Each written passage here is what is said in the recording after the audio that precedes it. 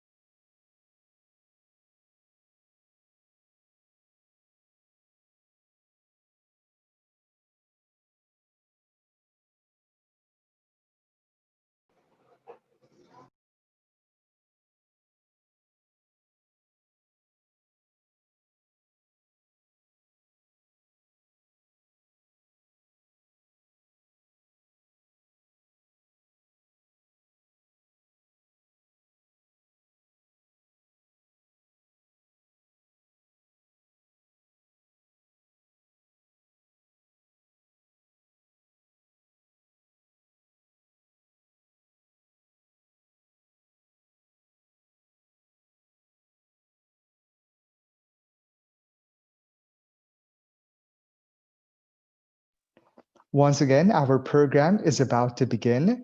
We are requesting everyone to stay with us until the end of our program and for you to turn on your cameras and to turn off your audio.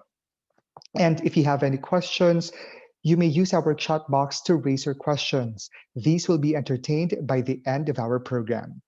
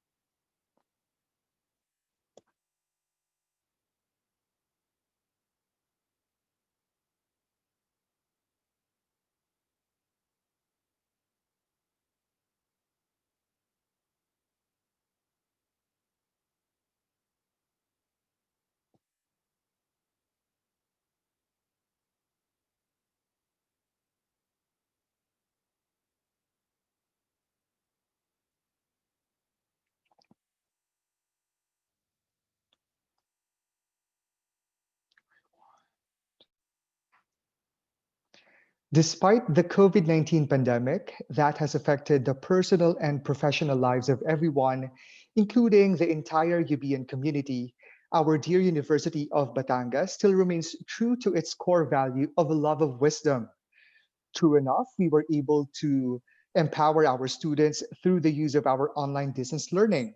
And at the same time, we have continuously provided our employees and teachers with professional development opportunities, such as what we are having today. For this afternoon, I would like to welcome everyone to our Research Capability Seminar 2020 with the theme Enhancing Researchers' Capability Amidst the Pandemic, Responding to Research Globalization. I am Jefferson Ditan from the High School Department of UBLC, and I will be your moderator for this afternoon. Now, to officially begin our program, may we request everyone to bow down their heads so that we can have our opening prayer.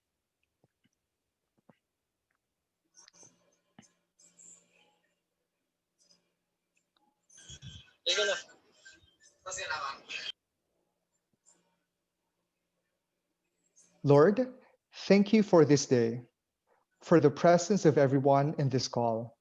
For once again, we are gathered and given the opportunity to appreciate life and your words. Forgive us for our shortcomings and cleanse our hearts as we learn and live your words and example. Father, bless our endeavors, especially today's meeting. May you guide us in our discussions and may you enlighten our minds in every discussion that we make. Give us your grace that we may effectively do our parts for your greater glory. All these we ask in Jesus' name. Amen. And now, to welcome everyone in our Research Capability Seminar 2020, we have here our University President, Dr. Hernando B. Perez, to give his recorded message.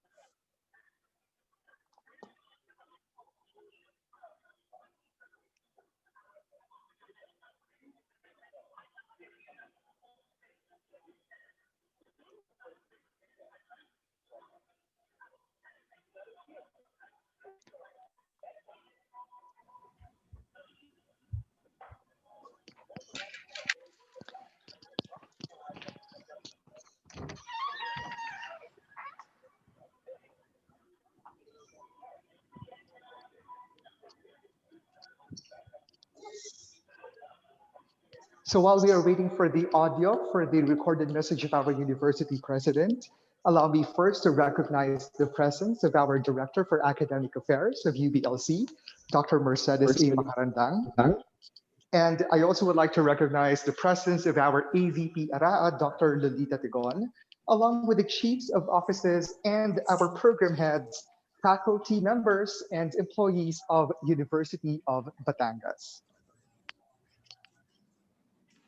Naku, may Naka-share computer sound po ba?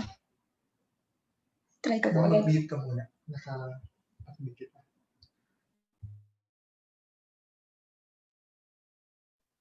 So while we are waiting for the recorded message to be played, allow us first to proceed with the next part of our program, and that is the welcoming remarks to be given by our Director for Academic Affairs, Dr. Mercedes A. Macarandang.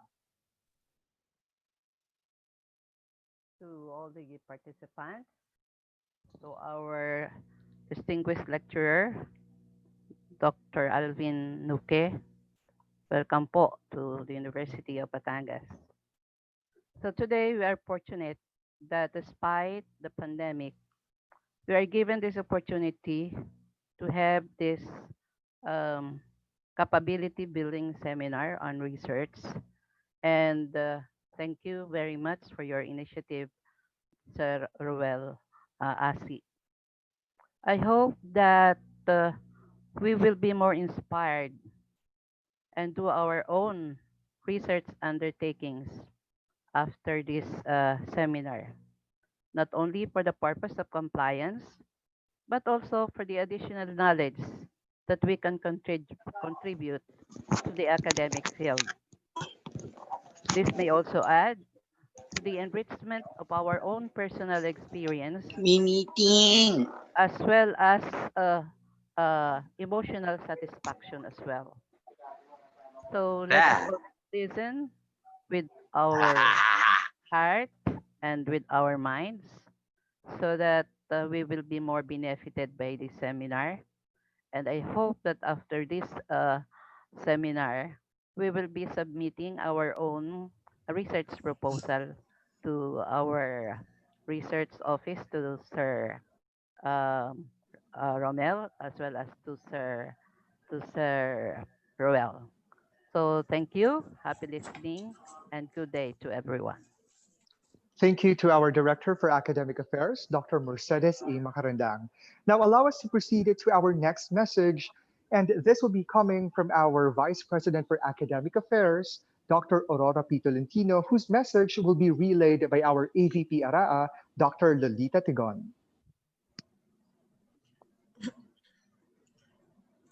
Good afternoon, everyone. On behalf of Dr. Aurora Tolentino, our Vice President for Academic Affairs, I warmly welcome all the attendees in this webinar initiated by Dr. Ruel Asi, our Director of UBLC FREL Office.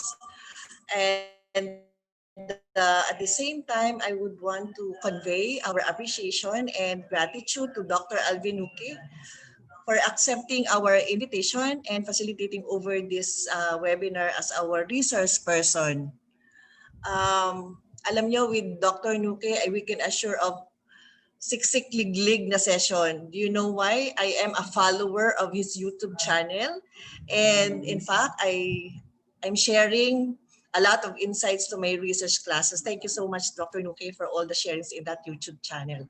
In all the recent challenges and even in the midst of pandemic, our university remains undaunted in promoting research culture by building research capability among our students, employees, and faculty members, considering that research is an important determinant in the quality of an institution. We really regard this activity as a great opportunity for us to enhance our skills and interest in conducting researches and at the same time producing quality research outputs. So it is hope that this seminar will give us additional inputs in our research undertaking. So on this note, I wish everyone a successful web seminar. webinar and with a very stimulating discussion on research enhancement and research globalization. Thank you, Dr. Nuke and Sir Ruel Asi. Good day, everyone. Thank you, Dr. Lolita Tigon, our AVP and the school principal of our grade school department. Now let us have, once again, our university president in his recorded message.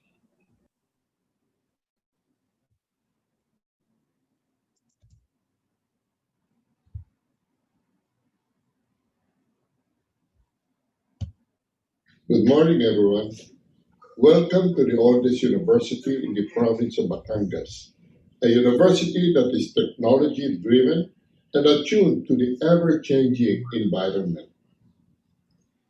This pandemic period is called by many as the new normal, but I call it as the dawning of the age of Aquarius, when reliance to the internet and computer becomes a part of our daily routine. As president of the University of Batangas, I encourage our teaching and not teaching staff to do researches during this period of the pandemic.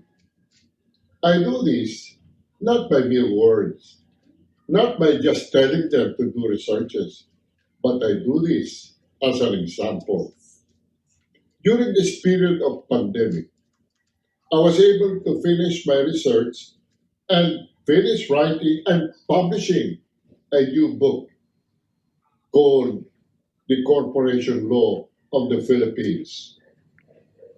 This book is actually volume 3 of the series of my books on Philippine commercial laws. So as an example being given to everyone, I could say, do not let this pandemic tie you down.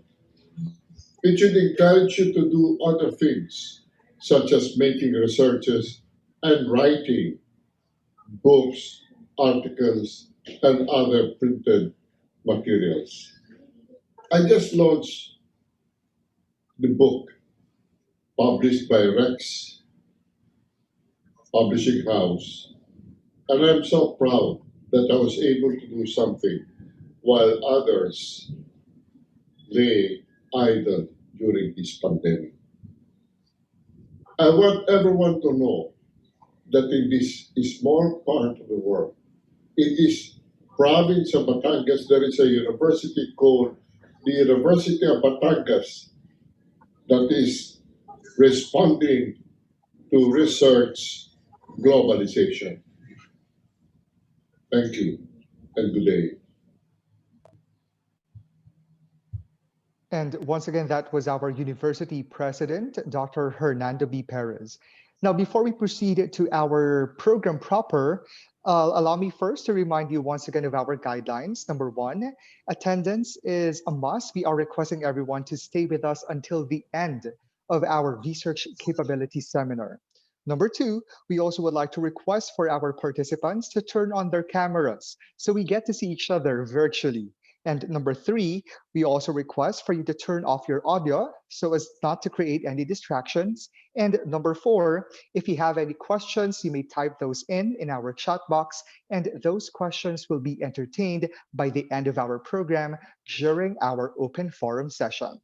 And now moving forward to introduce our guest speaker for our Research Capability Seminar 2020, we have our Associate Professor and the former faculty researcher, Dr. Michael B. Rodriguez. Good afternoon, everyone. It is an honor to introduce to you our guest speaker today. He is a prolific researcher, passionate educator, and highly esteemed resource speaker. He is a graduate of Doctor of Philosophy in Educational Leadership and Management, major in Management Research in La Consolacion University, Philippines. Currently, he is a consultant in May Kawayan College and Don Honorio Ventura State University. He also handled numerous positions in La Consolacion University, Philippines, being the Vice President for Academic Affairs, Dean of Graduate School, Executive Vice President, and Director for Research and Development Office, to name a few. He is also a professional lecturer in various colleges and universities here in the Philippines. He is an outstanding resource speaker who conducted seminars in different countries like Japan and USA. He also published and presented numerous researches all over the world.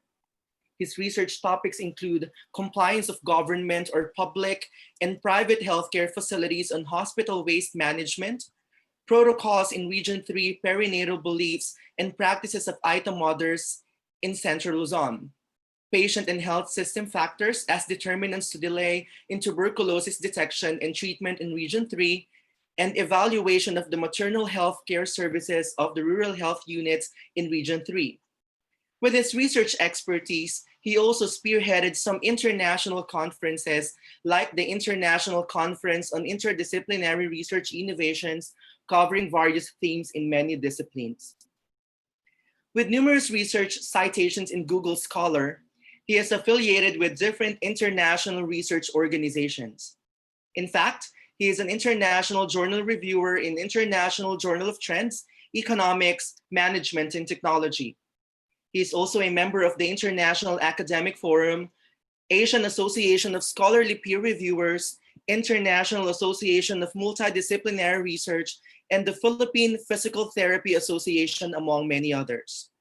Through his excellence, he also received countless awards from various academic institutions and research organizations. In 2019, he received a plaque of appreciation in 15 years of the meritorious services to the management programs of the Consolacion University, Philippines. He was also awarded by Philippine Association of Institutions for Research Incorporated, in cooperation with Association of Scholarly Editors Incorporated, an affiliate of the Association of Institutional Research, USA, as Outstanding Asian Researcher and Best Oral Research Presenter in the same year. A certified TESDA assessor, PACOCOA accreditor, member of Commission on Higher Education Regional Quality Assessment Teams, and a fellow in Royal Institute of Educators in Singapore. Ladies and gentlemen, let us welcome the exceptional Dr. Alvin Nuki. Wow, that's a wow, Dr. Michael. Thank you so much for that very should I say, I was challenged because of the introduction to to speak fluently this afternoon about research. Thank you so much for that very kind introduction, Dr. Michael Rodriguez. And of course, allow me to greet your president, Dr. Hernando Perez, the Vice President for Academic Affairs, Dr. Aurora P. Tolentino, the Director for Academic Affairs, Dr. Mercedes Macarandang. And of course, I am also very grateful and I was touched when I heard that Dr. Lolita is one of my followers in my YouTube channel. Thank you so much po. Maraming salamat po. And of course, to Dr. Ruel, who is my co-assessor, co-accreditor sa PACOCOA. Ikaw po ang naging tulay para po ako ay maging speaker nyo this afternoon. No? So for this afternoon, my task is of course to share my little knowledge about research. And my motivation for today is to further increase the drive or the thrust of our faculty members in their research endeavors. So the theme or the title of our research discussion this afternoon is about enhancing teachers' research capability amidst the pandemic. Sabi ko nga kahit pandemic, hindi tayo pwedeng tigilan or pigilan sa paggawa ng research. Because research is, by doing quality research, we mean to say we would like to respond to research globalization. For this afternoon, baka meron kayong mga konting pagbabago na maririnig sa research kasi we will be talking about globalization. So may request for those who are already researcher to kindly allow me to enter in your 100 terabyte memory. Mag-unload muna kayo. Please allow me to enter in your hearts and in your mind, and I'll try to share what knowledge I have in terms of research. So therefore, My objectives for this afternoon would be the discussion of the trends and issues related to research productivity. Because you know what? There are so many teachers who would like to do research, but they cannot do research for some reason or another. Later on, I will share with you the possible reasons. There's this what we call also 21st century research process. Kaya ako sinabi kanina na mag-unload muna tayo kasi baka yung alam nating research process ay ano pa, baka hindi na pang 21st, no? And later on, of course, I will give you a glimpse of a discussion of the IMRAD format, which is the publishable form research format. For all we know, the thesis or the research papers that we are doing, for example, in the graduate school, that is institutional in format, either chapters 1 to 4 or chapters 1 to 5, because that is the discretion of the school to come up with their own format. But if you would like your paper to be published in an internationally reputable refereed journal, it has to follow the international standards. That's why I'd like to stick to the word globalization. Hanggang mamaya, mag-stick tayo dun sa globalization na yun. So why is there a need for us to conduct research? I know that University of Batangas is one of the autonomous universities in the Philippines. And therefore, it has been the national policy of CHED really to enhance the research culture in the Philippines. Hindi lang po culture, pati po yung capability ng ating mga faculty members. Kasi po kadalasan, they cannot write research because they do not know how to write research. That's why there is what you call, you cannot give something that you do not have. In the same manner, you cannot write something if you have not read anything yet. That's why this afternoon, I will give premium on the importance of related literature also. Because if you would like to become a scientific researcher, you need to read a lot of articles. You should be a reader to become a researcher. And for you to become a researcher, because you need to read a lot, you need to allot more time for research. Kasi you need to focus eh. That's why I agree with your university president that we take advantage of the pandemic situation. I am hoping that we are at home, we have more time, so we make use of our time wisely by doing research and by reading the literature. And research as required by the Commission on Higher Education is among the 4 primary functions or quadrifocal functions of all higher education institutions in the Philippines. Alam po natin yan, yung instruction, extension, employability or productivity, and research. 4 po sila. Kaya nga po di ba kapag may mga accreditation, laging hinahanap ng accreditor sa atin, meron po ba kayong tracer study? Because the tracer study will speak of the productivity of the school. And ako, pag pupunta ako sa mga school na ina-accredit ko, inaano ko palagi, tracer study because that's basic. Your program is valuable or responding to the need of the community if your graduates are employable and productive. So that's the purpose of tracer studies. And therefore, the conduct of research is one of the important elements in maintaining the university status, in maintaining our autonomous or deregulated status, either application for Center of Excellence or excellence or accreditation of graduate programs, and institutional quality. No? Lalo po sa graduate programs because graduate school is expected to produce more research because graduate school is the apex of education where most of quality researches must be emanated. Kaya nga ang tawag natin sa graduate school ay it should be research-based education. Na sinasabi ko lagi sa mga professors na sana hindi puro topic reporting ang ginagawa. It should be more of research output after the semester. If you are also, of course, PACOCOA, PAASCO, and even ISO, research is always one of the important elements. If you heard of AACOP, or the Accrediting Agency of Chartered Colleges and Universities in the Philippines, this is for government institutions. They are also, all of these organizations are requiring research in the institution, meaning to say that research is our way of life this time.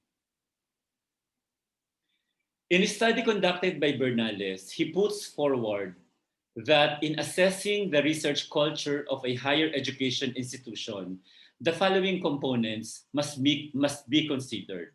One, research capability. This is what I'm telling you a while back, that you cannot write something if you do not know how to write research. That's why all institutions with research offices, that's one of the programs that they are coming up. And I think this webinar is a form of research capability. Congratulations to the research office. And you would know that an institution has a good research culture if they have so many research outputs. Kaya lang this time, these research outputs should be disseminated for possible utilization. When you say research outputs, this research should not be gathering dust in our library, should not be stacked up in our desks, no? They should be disseminated in the form of publication.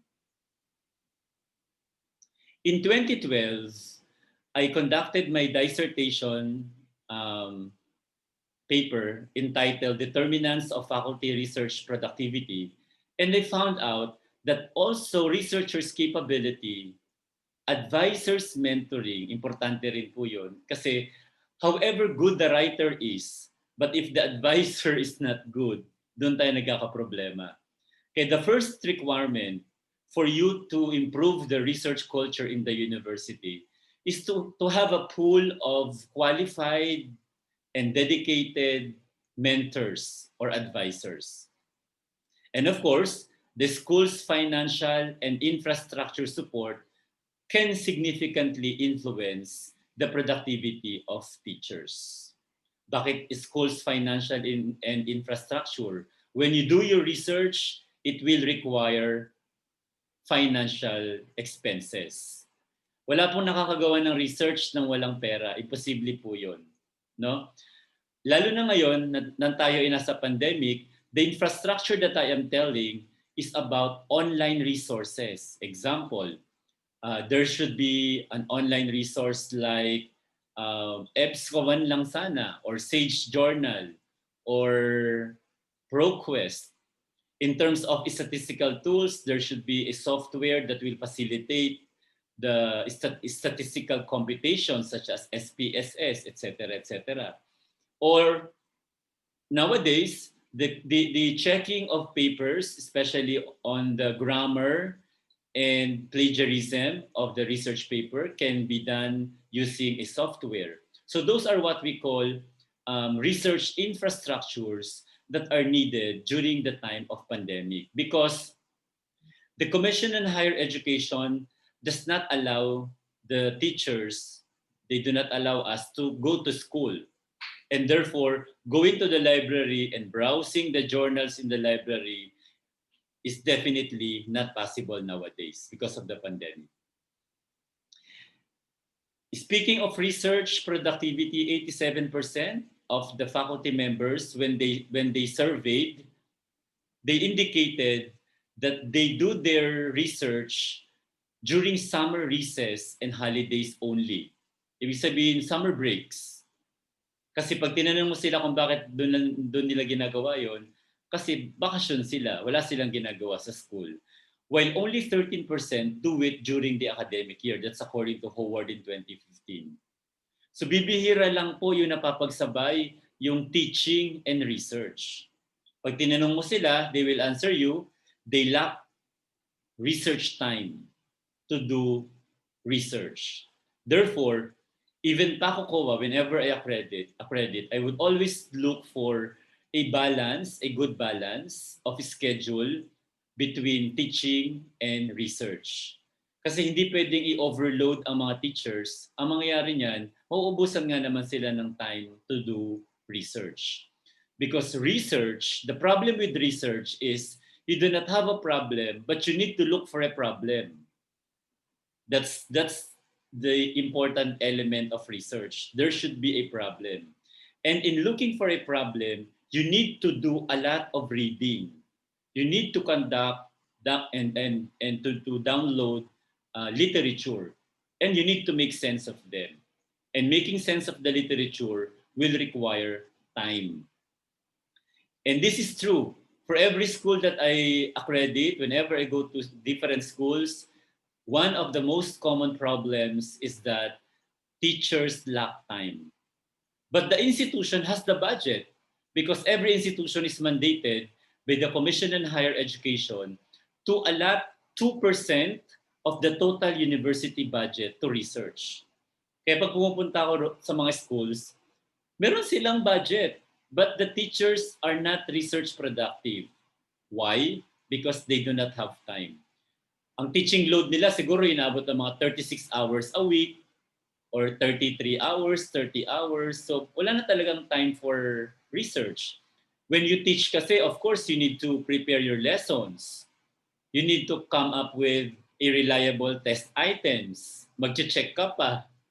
Di ba? Marami kang ginagawa bilang teacher eh. So dapat, the management has to program the schedule of the teachers in such a way that there is a good balance between teaching and research if we would like our teachers to become research productive.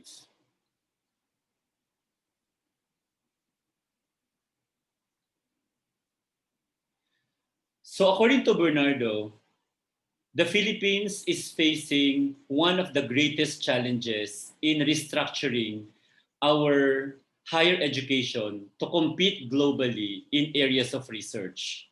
We cannot compete globally. Why?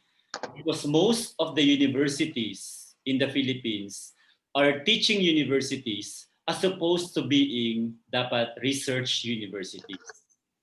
Research scholar will always tell us that whatever we teach, the contents of our teaching should be based on research.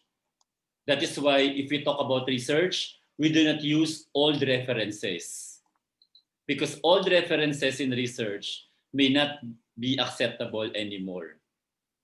If you're gonna use literature about teaching strategy 10 years ago in the present times, I think that is not applicable anymore. Because right now, we do not talk anymore of the traditional methodology and teaching. Instead, we are now using the word cybergogy, the use of technology and internet in teaching and learning process. Kaya nagbabago siya. Kaya kailangan natin talagang gumawa ng research every time or every year. And that's the reason why the Philippines is left behind in terms of ranking. Kasi yung research natin ay talagang hindi pa ganun ka-competitive. That is why in the Philippines, of course, the University of the Philippines is always named as the National University. Why? Because of its significant improvement in its research performance in recent years. Kasi naman, when they hire faculty member, one of the requirements is that the faculty member must have a publication. They change faculty recruitment. If you would like to be retained the following semester or the following year, you need to come up with one publication. That's one of the policies in University of the Philippines. So meaning to say, the conduct of research, especially publication or valid publication, is now the basis for qualifying you as a good teacher. A good teacher is also an active researcher. Kasi bakit? Nakakasigurado tayo na ang itinuturo natin sa mga estudyante natin updated. Kung hindi tayo nagbabasa ng research, baka ang itinuturo natin sa mga estudyante natin mga outdated na. And that is a mortal sin in education. We need to teach our students for the future. Today is Industrial Revolution 4.0. It has to be implemented now. And what we are preparing dapat now is the coming of Industrial Revolution 5.0. Alam niyo ba sa Japan, when I go to Japan, they already have a car that you need not to have a driver. You don't need any driver at all. When you sit inside the car, you just state where you are going, you just state the address, and the car will automatically drive for you and will send you to your destination. Kita nyo, Industrial Revolution 5.0, no? There was also an experiment conducted in Japan. This is for elementary students, na yung teacher mag-isa lang at nagkakagulo yung mga estudyante.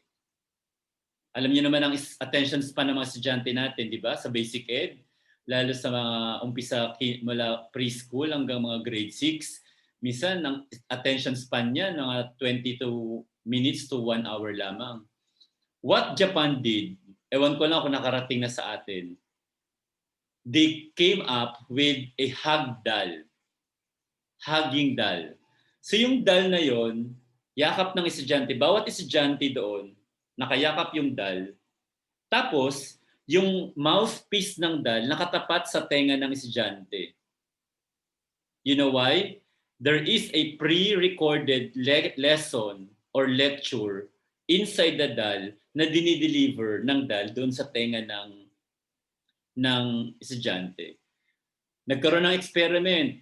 Isang traditional, after 20 minutes, nagkakagulo yung mga estudyante.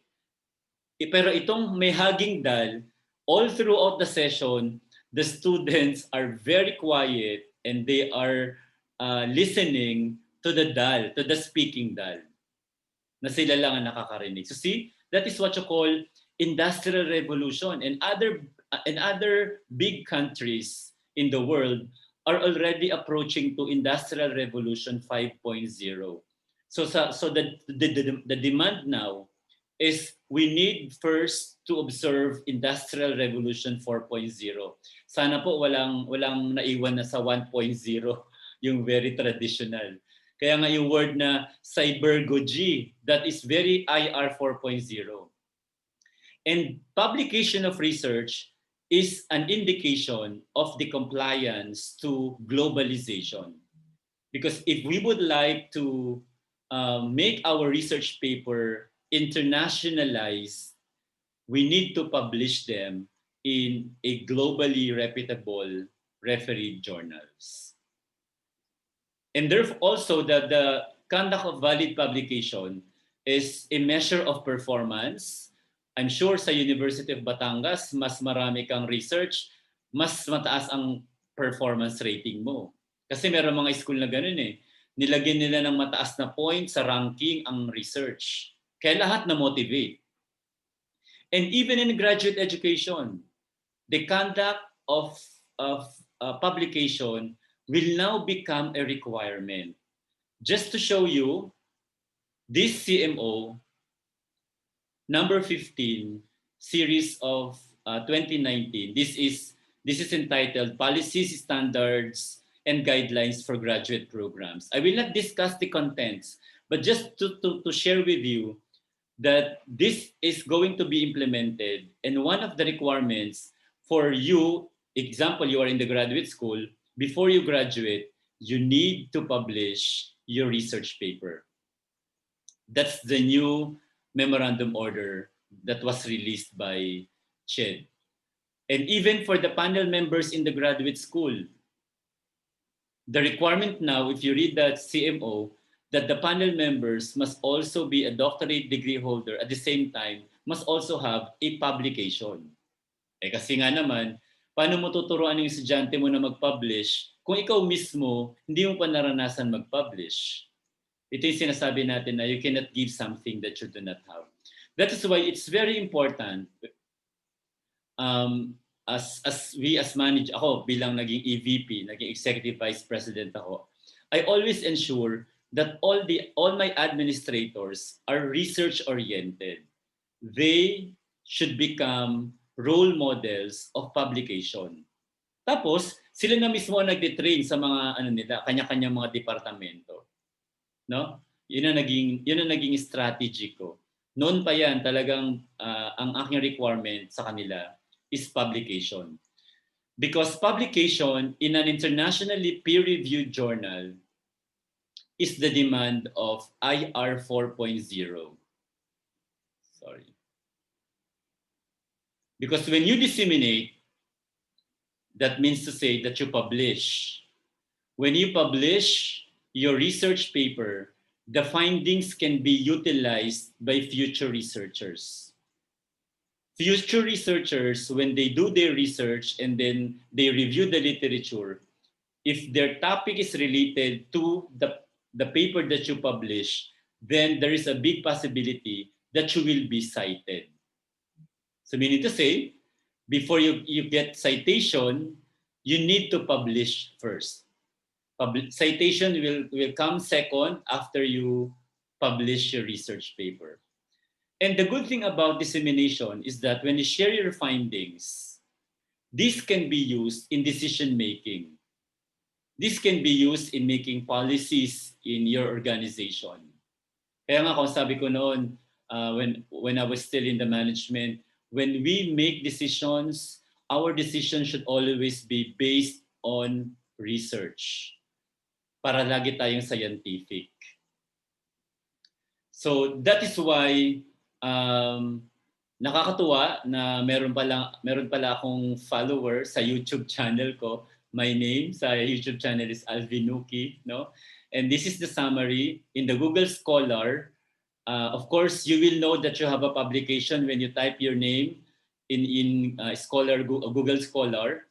And then hindi lang publication ang nakuha natin, yours truly got a citation of about 64 as of this time, and an H index of 5, and an I-10 index of 2. So this publication, citations, H index, I-10 index, these are objective measures or measurable or parameters of research productivity. Kaya madalas yan, ang hinahanap ko kapag umuupo sa panel member, kapag ako nag-a-assign ng panel member, dapat meron muna silang citation or publication man lang para malaman natin na sila talaga ay researcher. So if you would like to learn more about research, I'm plugging my YouTube channel. It's Alvin Noki. Please subscribe, and all the videos that you would like to watch ay possible na nandoon. And I'm happy na si Sir Rowell and Dr. Lolita ay mga nanonood pa na ng aking video. Maraming salamat po. But doing a research has to be scientific. We need to be scientific in doing a research because when you say scientific, it has to follow step-by-step procedure. Ito ay para sa mga baguang researcher, maganda na malaman ninyo na there is such a thing as 21st century research process na dapat nating sundin. So there are 5 phases that are involved in doing research. The first phase is conceptualization phase. As the term implies, this is the phase where you conceptualize your topic. This is the phase that you need more time because you need to review literature. You also need to develop hypotheses, framework, or objectives. Of course, kung nasa graduate school kayo, yung objective na yan, ang tawag dyan is statement of the problem. They mean the same, but they are stated differently. Pero parehas lang sila. Magkaiba lang yung pagkaka-state sa kanila. So those 5 phases are involved in conceptualizing your research paper. The very first step is to identify a topic. We will discuss that in detail later on. I will just show you first the phases that are involved in conducting a research paper. The second phase is the design phase. When you say design phase, you formulate your research plan. You identify whether you're going to do a descriptive, either qualitative or quantitative type of research. This is the time when you identify your respondents, the data gathering tool or the instrument that you're going to use. May bago ngayon, the Compliance to Data Privacy Act and the ethical consideration that we need to comply. Kasi according to data privacy, dapat we do not share personal and sensitive information sa ating research. Kaya yung mga tanong ng mga demographic profile of the respondents, hindi na yan importante kasi those are personal and sensitive informations. Also, this is the time when you ask permission, of course, para maging ethical lang yung conduct ng research, you ask permission from the institution or from the organization. At the same time, nagpapapirma ka ng informed consent. Informed consent, katibayan, na inaalaw ka ng mga respondents mo na maging part sila ng iyong study. At ito pa ang bago ngayon, ethics review.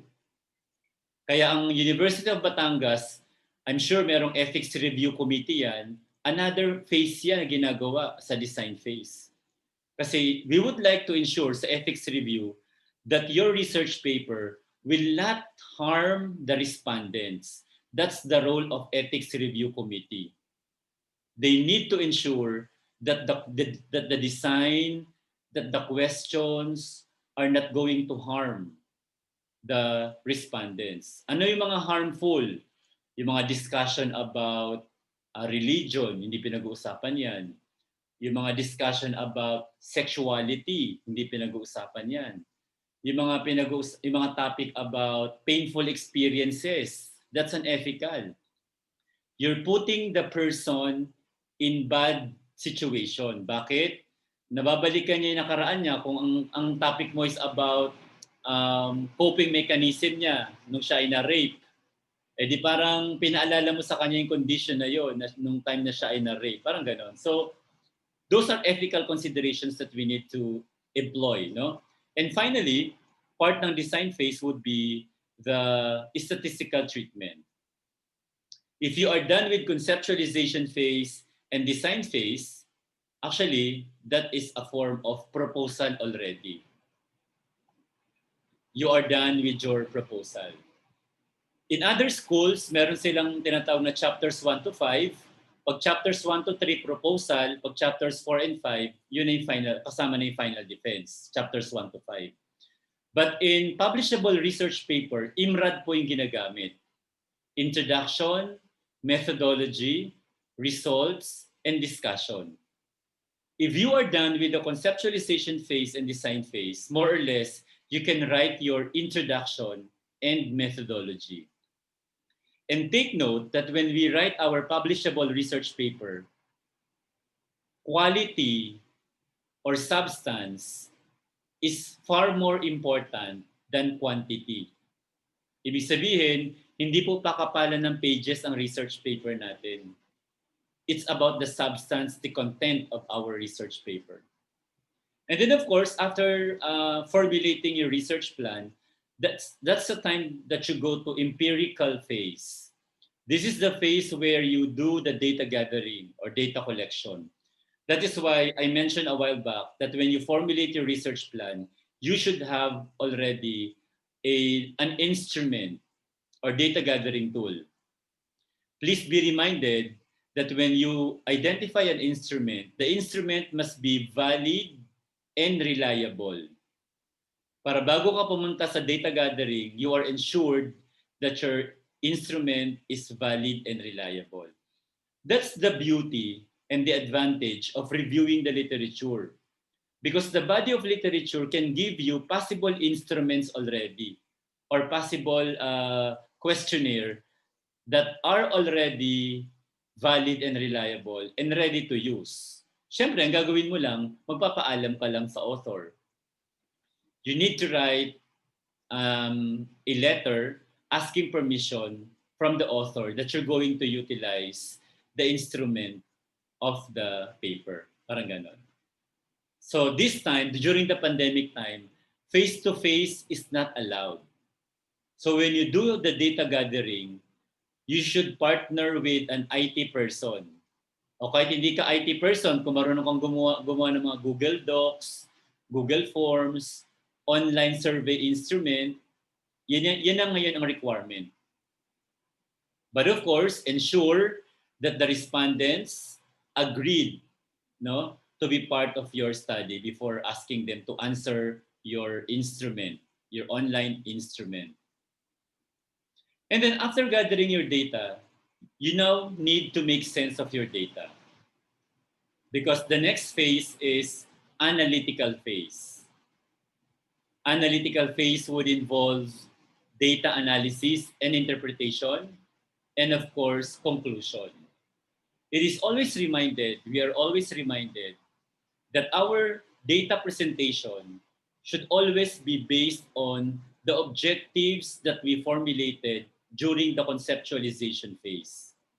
In short, kung ano lamang po yung ating objective, kung ano lamang po yung tanong natin, yun lang po yung sasagutin natin dito sa data analysis and interpretation. And we need to ensure also that when we develop conclusions, the conclusions are based on data or database. Kasi anong tawag kapag yung conclusion mo ay walang basihan, ay gossip yan, chismis yan. Bawal yan sa research, bawal ang chismisan sa research. Ang research dapat ay palaging evidence-based. Ibig sabihin may pinanggalingan siya, may pinagmulan. And then of course, to complete the cycle or the process in doing research is the dissemination phase. This is the time where you communicate or publish the findings of your study, and hopefully by publishing the research findings of your study, then there's a big possibility that they can be utilized. The findings can be utilized. And utilization may be in the form of citation. Kaya lang, yung magsa-cite sa'yo, dapat i-publish niya rin. Kasi pag hindi niya pinablish yung research paper niya, ang mangyayari niyan, hindi ka magkakaroon ng Google Scholar citation index. Dapat i-publish niya rin. Kaya tingnan nyo, babalik siya sa conceptualization phase. The dissemination phase will go back to the conceptualization phase because future researchers, for sure, will review their literature. Ibig sabihin, saan magagamit? Sa step number 2. Kaya yun ang advantage if we know the correct, the scientific, and the 21st century research process. Many of the researchers, especially the seasoned researchers, ended their research paper in the analytical phase. Pagkatapos nilang ma-analyze yung paper nila at magkaroon ng conclusion, hindi na nila pinapublish. That is why there's so many sleeping giants in the Philippines. When I say sleeping giants, they're full of wisdom, they're very knowledgeable, educationally qualified, very intelligent, but they failed to share their wisdom. When I say sharing of wisdom, this is publishing our research output so that future researchers could have an access also to your research. Because research sharing is caring. Akala natin sharing is caring lang, ano? This time, research sharing is caring. We care for the future. We care for the future researchers. Kaya kailangan natin i-share yung ating mga ginawang research paper through publication. But the question now is, how do we identify topic? Of course, that's the first step in conducting a research paper. Especially for those who are neophyte in research, this is very helpful.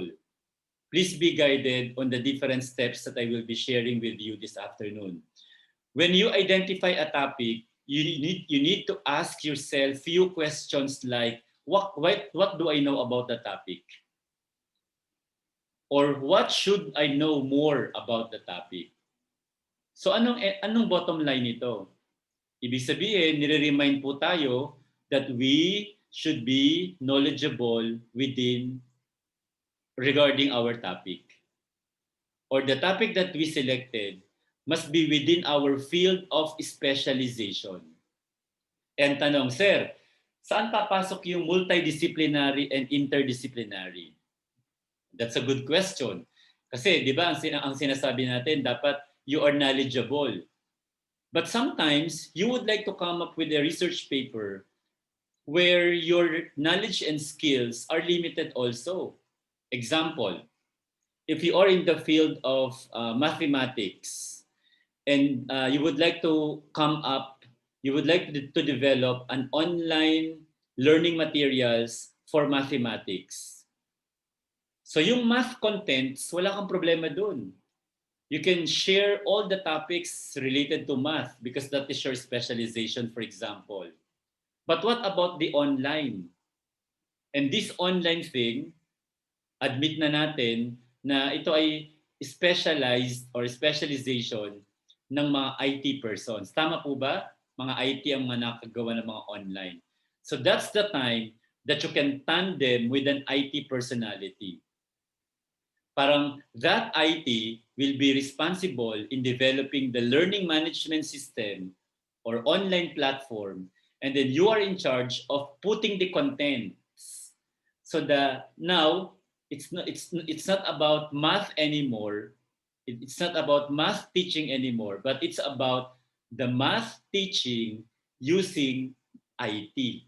So now there is a multi or interdisciplinary approach. And that is being recommended by the new CMO of the graduate school, the CMO number 15 series of 2019, that our research must be multidisciplinary or interdisciplinary.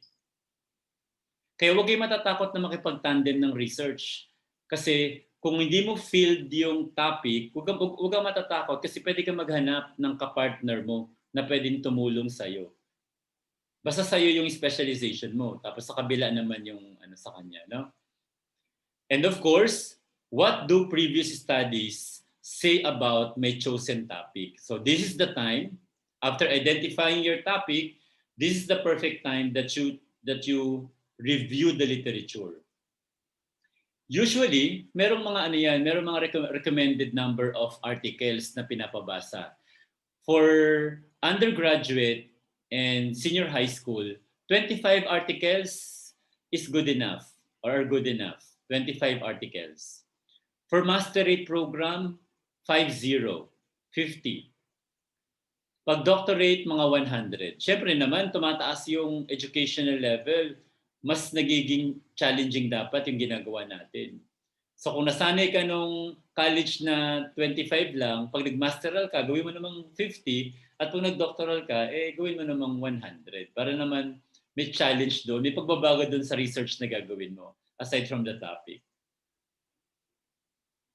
Alright? So that is why it is always recommended that you identify your field of specialization. Sampulan ko kayo, for example, ito sa graduate school. Field of study, educational management, ito nakalagay. And then major subjects taken. You will identify the subjects that you have taken in your field of specialization. And then from the subjects that you have taken, halimbawa, ang naging favorite mo ay instructional management. Parang yung heart mo ay nandun sa instructional management.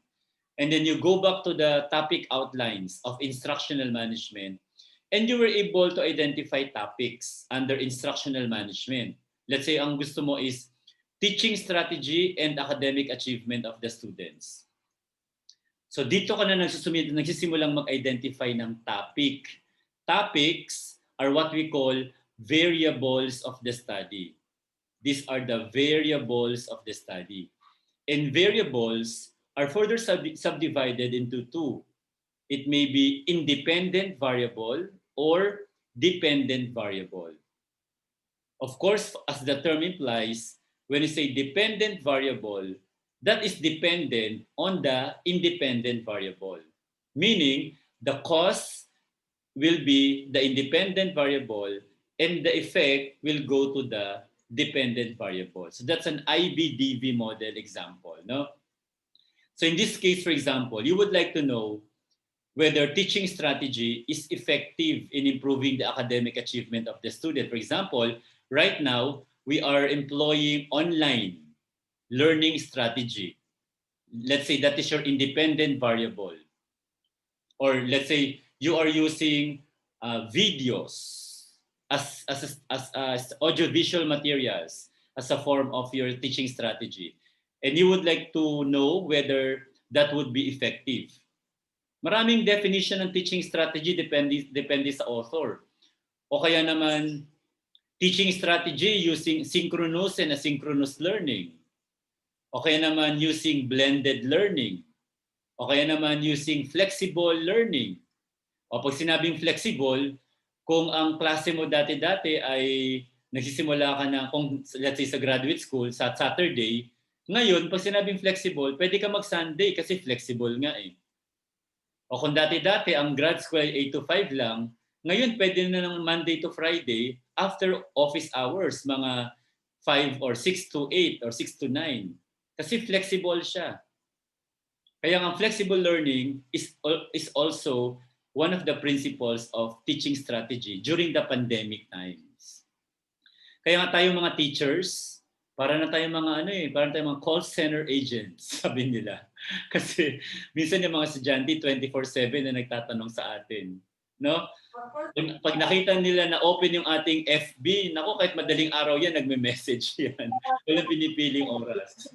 At dahil yung mga estudyante natin nasa bahay lang, minsan mga aswang yan eh. Sa umaga tulog, sa gabi gising. So that's what I call that's what I call adjustment or adjusting ourselves to the current pandemic situation. Kaya yung mga traditional na dapat ganito, dapat ganyan, dapat ganito, hindi po. Magiging flexible po tayo ngayon. Even the Commission on Higher Education, binigyan ng flexibility ang lahat ng schools to open their school year. Di ba? May nag-umpisa ng July, may nag-umpisa ng August, may nag-umpisa ng September, etc., etc. Because that is flexibility. And then after identifying your topic or topics, importante yun na meron pang IBDV. No? You ask yourself, how well do I understand the concepts in the chosen area of interest? Of course, the choices are excellent, very good, good, fair, and poor. Of course, we are expecting that you will tick or you will check excellent or very good. Kasi ikaw na namili ng favorite subject mo, ikaw pa namili ng favorite topic mo. Kaya nga, pag may estudyanteng lumalapit sa akin, Sir, ano kaya yung magandang topic for research? Tatanungin ako. Binabalik ko, ano ba ang favorite mong topic or favorite mong subject? Kasi one of the requirements in identifying a topic is that aside from it should be within your specialization, you should have an interest about the topic, on the chosen topic. Kasi kapag wala kang interest, ay hindi mo siya madedefend. Kung may defense yan, hindi mo madedefend na maayos yan kasi wala kang alam sa topic kasi hindi ka interested. Ang joke ko nga dapat yung topic mo, yung mga tipong kahit natutulog ka, napapanaginipan mo pa yung topic mo eh. Napanaginipan mo na, nag-sleep talk ka na, nag-sleepwalk ka pa dahil sa topic mo. Ibig sabihin, love na love mo talaga yung topic. Yung kahit pagbalibaligtarin ka, hindi ka nila mabablock o hindi ka nila mapapahirapan because you know your topic very well. So, therefore, I am expecting na i-check mo dito ay excellent or very good. Pero pag check mo pa ay poor or fair, ikaw na nga namili, favorite topic mo pa, nakakatakot yun. Ibig sabihin, tigilan mo yung topic na yan. Huwag yan ang piliin mo. And then, of course, after identifying a topic, there are 3 types of literature that I would like to share with you because that's the second step. After identifying an IVDB, you now go to review of literature. Yung iba, binabaligtad nila, nagre-review muna ng literature bago mag-identify ng topic. Baligtad po. Dapat topic muna bago maghanap para alam mo yung hinahanap mo. No? And when you say literature, these are further subdivided or categorized into 3. conceptual literature, research literature, and gray literature. When we say conceptual literature, these are non-research-based literature. Example, these are theories. The theory of Maslow's hierarchy of needs, or the law of supply and demand, for example. Sometimes these are DepEd advisories, CHED memorandum orders, Republic Acts, mga laws. So these are what we call conceptual literature. On the other hand, when you say research literature, these are actual researches with introduction, methods, results, and discussion. And take note, this IMRAD format is published in internationally reputable journal. Okay, local, basta reputable in journal, peer-reviewed in journal. And we call it research literature. Anong tawag natin sa mga thesis at saka dissertation na nasa library na pinapa-hardbound sa atin? Ang tawag doon ay gray literature. Research scholars recommend that we use at least 10% of the conceptual literature and 90% of the research literature. And none should be taken from the gray literature. Bakit? Yung atin kasing mga thesis and dissertation papers, these are not yet peer-reviewed internationally. Ang peer review lang niyan, yung panel members locally na mga tagaloob ng eskwelahan. Kaya tayo nagpapublish because we would like to ensure that the 3 peer reviewers coming from the different parts of the continents of the world, no, kung international yan, they will come to an agreement that your paper can be published. That's what you call peer-reviewed journal or articles. Kaya yung ating mga thesis and dissertation, they are not yet recommended to become part of our literature. Pero ang tanong, ang gray literature ba pwedeng maging research literature? Of course, pwede. Kapag pinablish mo yung research paper mo. Kapag pinablish mo yung chapters 1 to 5 mo, of course, i-convert mo siya into IMRAD format. No? So those are the 3 types of literature. Kaya dati, meron mga school na ang title ng chapter 2 nila, for example, is Review of Related Literature and Studies. Yung sa amin pinatanggal ko na yung studies. Kasi studies are also literature. Specifically, they are categorized as research literature. Yung mga non-research based, ang tawag sa kanila ay conceptual literature. And yung mga thesis and dissertation natin, kapag hindi pa na-publish, gray literature pa ang tawag doon. So this was recommended by research scholars when you read the literature, when you search for literature. And the advantage right now is that since online, madaling mag-download ng articles basta meron kang password, ID and password. No? And if you're going to use gray literature, papagalitan ka ng school kasi nga hindi pa lahat pinapapasok. Di ba? Bawal pa pumasok ngayon. Wala pang face-to-face. Kaya talagang kailangan natin ng online resources. Dr. Ruel, may I know kung ano ang online resource nyo ng journal? Meron sir kaming mga ProQuest. Yun. That's one of the example. ProQuest. That's good. Kasi I'm leading to that to that topic. I need that because in identifying a research problem, we need to look for blank spot and blind spot in the literature. So anong difference ng dalawa? Blind spot happens when after reviewing the literature, upon reviewing the literature, let's say you were able to download 50 or more. And then upon reading the findings are contradicting with one another. That is blind spot. The findings, the research findings are contradicting with one another. Halimbawa, teaching strategy and academic achievement. Let's say 30 authors out of 50 found out that teaching strategy using online learning can affect the academic achievement of the students. However, there were 20 authors who found out that online learning has no effect on the academic achievement of the student. So makikita nyo, nagkaiba yung findings ng mga authors. In short, parang pinag-aaway-away natin yung mga authors, and these are what we call conflicting findings in the literature. On the other hand, when you say blank spot, let's say you identify a topic like, let's say, the way the student dresses, no? Let's say, ano ba tawag doon? Yung style niya, a fashion statement, for example. You would like to know whether if the student has a good fashion statement, kasi nung may face-to-face pa, may makikita ka mga estudyante dyan, kung papapansin nyo, talagang mga dalagita na, mga nagme-makeup na, talagang hindi nakakapasok ng hindi nag-aayos ng sarili. Parang ganun, fashion statement ba? That's your IV, for example. And you would like to know whether the fashion statement of the student can affect the academic performance.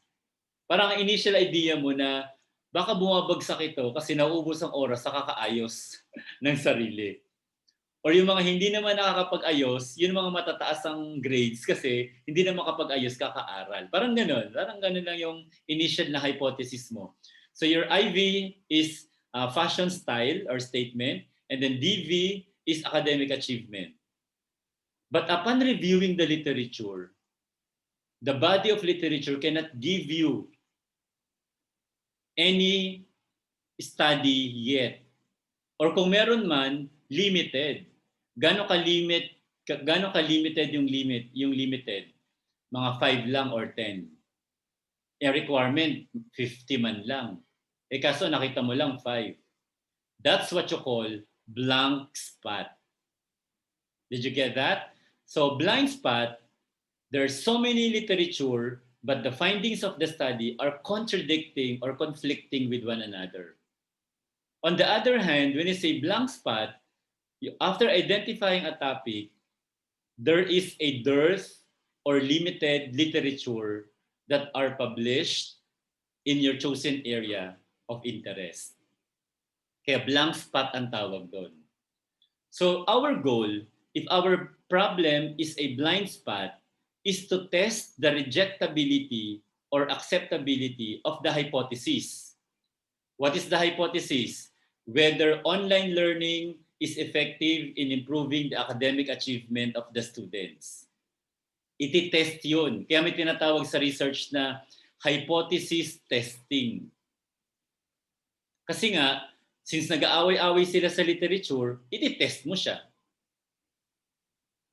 So anong magiging design mo kapag testing of hypothesis? Doon pumapasok yung quantitative research design. On the other hand, pag sinabi namang blank spot, wala kang iti-test.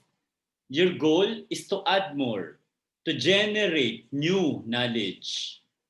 And if your goal is to generate new knowledge, kasi nga konti or wala, hindi na siya quantitative.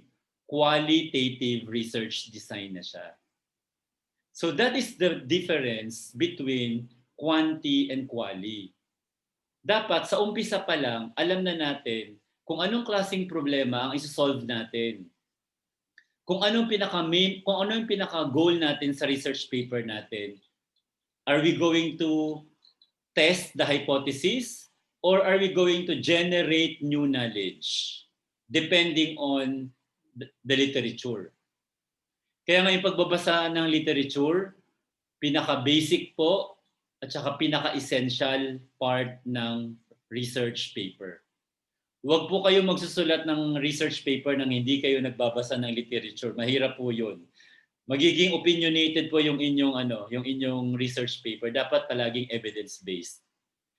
Kaya ang common mistake, I have to share with you, no offense, common mistake ng ating mga seasoned researchers na pinag-identify kagad kung quanti, kung quali o kung mix nang hindi pa alam kung anong klaseng problema ang isosolve nila. Nang hindi pa alam kung blind spot or blank spot ba ang problema nila. That's one of the problems that the Philippines is facing. We have researchers in the Philippines, but their process is not scientific, rather it's faulty. Faulty in nature. Kasi imagine mo sa unang araw pa lang sasabihin sa'yo, o quanti na kagad yung paper mo, o quali ka na, o mix ka na. Pero ang tanong, anong basis kung bakit mo nasabing quanti or quali? And the basis or the basis will be the blind spot and blank spot in the literature. Because that's what we are going to solve. We will solve the current problem or the gap, the GAP or gap in the literature. Hindi natin masasolve ang problema ng Pilipinas. Kita nyo nga, until now, nakakulong tayo sa bahay natin eh. Di ba? Yung problem ng social amelioration, yung problem ng vaccine, yung problem ng etc. Hindi natin masasolve yun. What we can solve as a researcher right now is the problem in the literature habang nasa bahay tayo. Yun ay solve natin. Yan ang common mistake ng mga seasoned researchers, that they try to identify problems, but the definition of their problem is the problem of their neighbors, the problem of the teachers, the problem of the community, the problem of the Philippines. Hindi po yun ang sinasolve natin. We are going to solve the problem that is found in the literature. And they are blind spot and blank spot. Kaya ang methodology will come next after you read. Kaya tingnan nyo, yung conceptualization phase, siya yung una. Pangalawa, design phase. Kasi yung design mo will depend on the conceptualization of your research paper. Meron din dyan mga seasoned researchers. I'm just citing this para lang malaman nyo na hindi 21st century yon. Na unang araw pa lang nagpapadevelop na ng 3 titles. Ay Diyos ko po, kahit naman iumpog mo ulo mo sa pader, baka walang 3 titles na lumabas dyan. Baka bukol o dugo. Siguro pag inumpog mo ulo mo, hindi ka pa nagbabasa pero pinabubuo ka na ng 3 titles. O. At yung tendency ng ating researcher, mangongopya. Halimbawa, kokopyahin niya. The relationship, nabasa niya sa internet o sa Google Scholar, nabasa niya. The relationship between intelligence quotient and academic performance in the city of Iloilo. Kasi nandun yung nanalong Miss Universe Philippines eh. Tapos nabasa niya, pinalitan niya lang the relationship between IQ and academic performance of students in the city of Marilao, Bulacan. Binago lang yung venue pero the same. Kasi nga naman, kawawa naman ang mga researchers kasi pinipilit nating bumuo ng title nang wala pang nababasa. Kaya tinan nyo mula kanina, wala pa akong sinasabi na mag-develop na kagad ng title because the title shall be developed right after reading the literature. We need to make sense first of the literature. We should always be guided by the literature. Kaya tingnan nyo, topic number 1 is identification of step number 1, topic identification. Step number 2, review of literature. Because by reviewing the literature, dyan na lalabas ngayon yung blank spot and or blind spot. And these are what we call research problem indicators. So that is why it's important that you have an access to any online resources, no? May mga school ang gamit nila ProQuest, katulad nyo. May school naman gamit ay EBSCO. Meron namang iba gamit ay Sage, no? But I would like to recommend to the top management of University of Batangas to further strengthen this time not the physical infrastructure but the technological infrastructure. When I say technological, ito yung mga online resources natin. We add more. Kaya pakisabihan yung librarian, wag na muna mag-purchase ng mga libro at mga printed journals. Ang i-purchase ngayon, mga online, e-journals, e-books. Kasi yan ang mga kailangan natin ngayon, sa panahon ngayon. Kasi kailangan natin mag-download ng literature. And most of the time, ang mga journal websites, kailangan ng ID and password. Like EBSCO, for example, that's about 500,000 a year. So talagang investment siya. Alam ko ang ProQuest, mahal din yan. No? Pero meron din namang mga online resources na libre. Halimbawa, if you're familiar with DOAJ, Directory of Open Access Journal. Marami doon. No? Pwede rin kayo mag-download doon. Pero what I was telling you is that if you have an online journal, for example, EBSCO, after signing in, ang maganda dyan, napakadaming databases from letter A to Z, pababa yan. Pinrin screen ko lang kaya hindi nyo makikita yung pinakailalim. All you need to do, for example, if you have an access is to continue, click continue, i-click mo na lahat yan. Lahat ng nandyan, i-click mo na. And then, you will be led to this page wherein you will be asked to input your topics. And if you remember kanina, I discussed IV and DV, for example, independent and dependent variables. In this case, my example here is teaching strategy and student achievement. Sorry, nakat lang kasi ang gamit ko dyan ay cellphone. Kasi kahit nasa cellphone ako, nagda-download ako ng articles eh.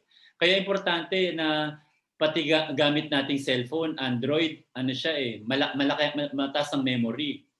Because you can save later on mga PDF, mga research articles na pwede mong basahin anywhere you are. Kahit nasa CR ka, habang nakaupo ka, nagbabasa ka ng articles. No? So you input the independent variable and dependent variable. And then boom, the online resource can give you, in this case, there are about 345 articles that are related to teaching strategy and academic achievement. So napakadami pala na published articles regarding this. Babasahin na lang. Ilan na requirements sa masteral? Sabi ko, 50. O kung 345 to, may sukli ka pang 295. Joke lang. Ibig sabihin, sa sobrang dami niyan, ikaw na lang ang mamimili. Kaya nga, searching the literature during this pandemic time is very easy because it's already online. Hindi katulad noong unang panahon, tanungin niyo yung mga lolo't lola niyo nung nagre-research sila. Pupunta pa sila sa mga iba't ibang library. Meron mga tinatawag na interlibrary loan arrangement. At yung librarian mo, susulatan pa yung librarian ng kabilang school para ikaw ay admit. Kasi magta-travel ka pa, mamamasahe ka pa. Ngayon hindi na. Nasa bahay ka lang ngayon. Basta meron ka lang technology at dapat meron kang internet at meron kang access dapat. Kaya yan ang i-strengthen natin sa ating pandemic times. Yung online resources, dapat marami tayo niyan. Para yung mga researchers ay maraming options na paghahanapan ng kanilang related literature. Actually, ang Google Scholar, pwede rin naman. Kaya lang, the problem with Google Scholar, sometimes, the published articles do not have a PDF full text. Ang nakalagay lang doon minsan, abstract lang. Hindi mo magagamit yun. No? So tinan nyo, itong PDF full text na to, kinlik mo. Marami Marami ang PDF. Makinlik mo yan. Ayan. That's the example of the first page of the topic that we are talking about. No? Effects of the multiple intelligence teaching strategy on the academic achievement of 8th grade math students. Related or not? Related siya. Kasi bakit? Nandiyan yung keyword na teaching strategy. Nandiyan yung keyword na academic achievement. Therefore, ang tip ko sa inyo, pag maghahanap kayo ng literature, you have to ensure na yung keywords ay nandoon. Kaya importante yung IVDV. Yun yung gagawin ninyo, yun ang hahanapin ninyo. Yun muna unang gawin. Identification of topic. Pag nakita niyo sa title na na hindi present yung IV at saka DV na hinahanap mo, then do not download that article kasi that is not related. Kaya nga, review of related literature. Dapat related siya. Na kung ano yung IV mo, yun din yung IV ng paper. Halimbawa ito, sabi ko kanina, ang hinanap ko is teaching strategy and academic achievement. Teaching strategy is the IV.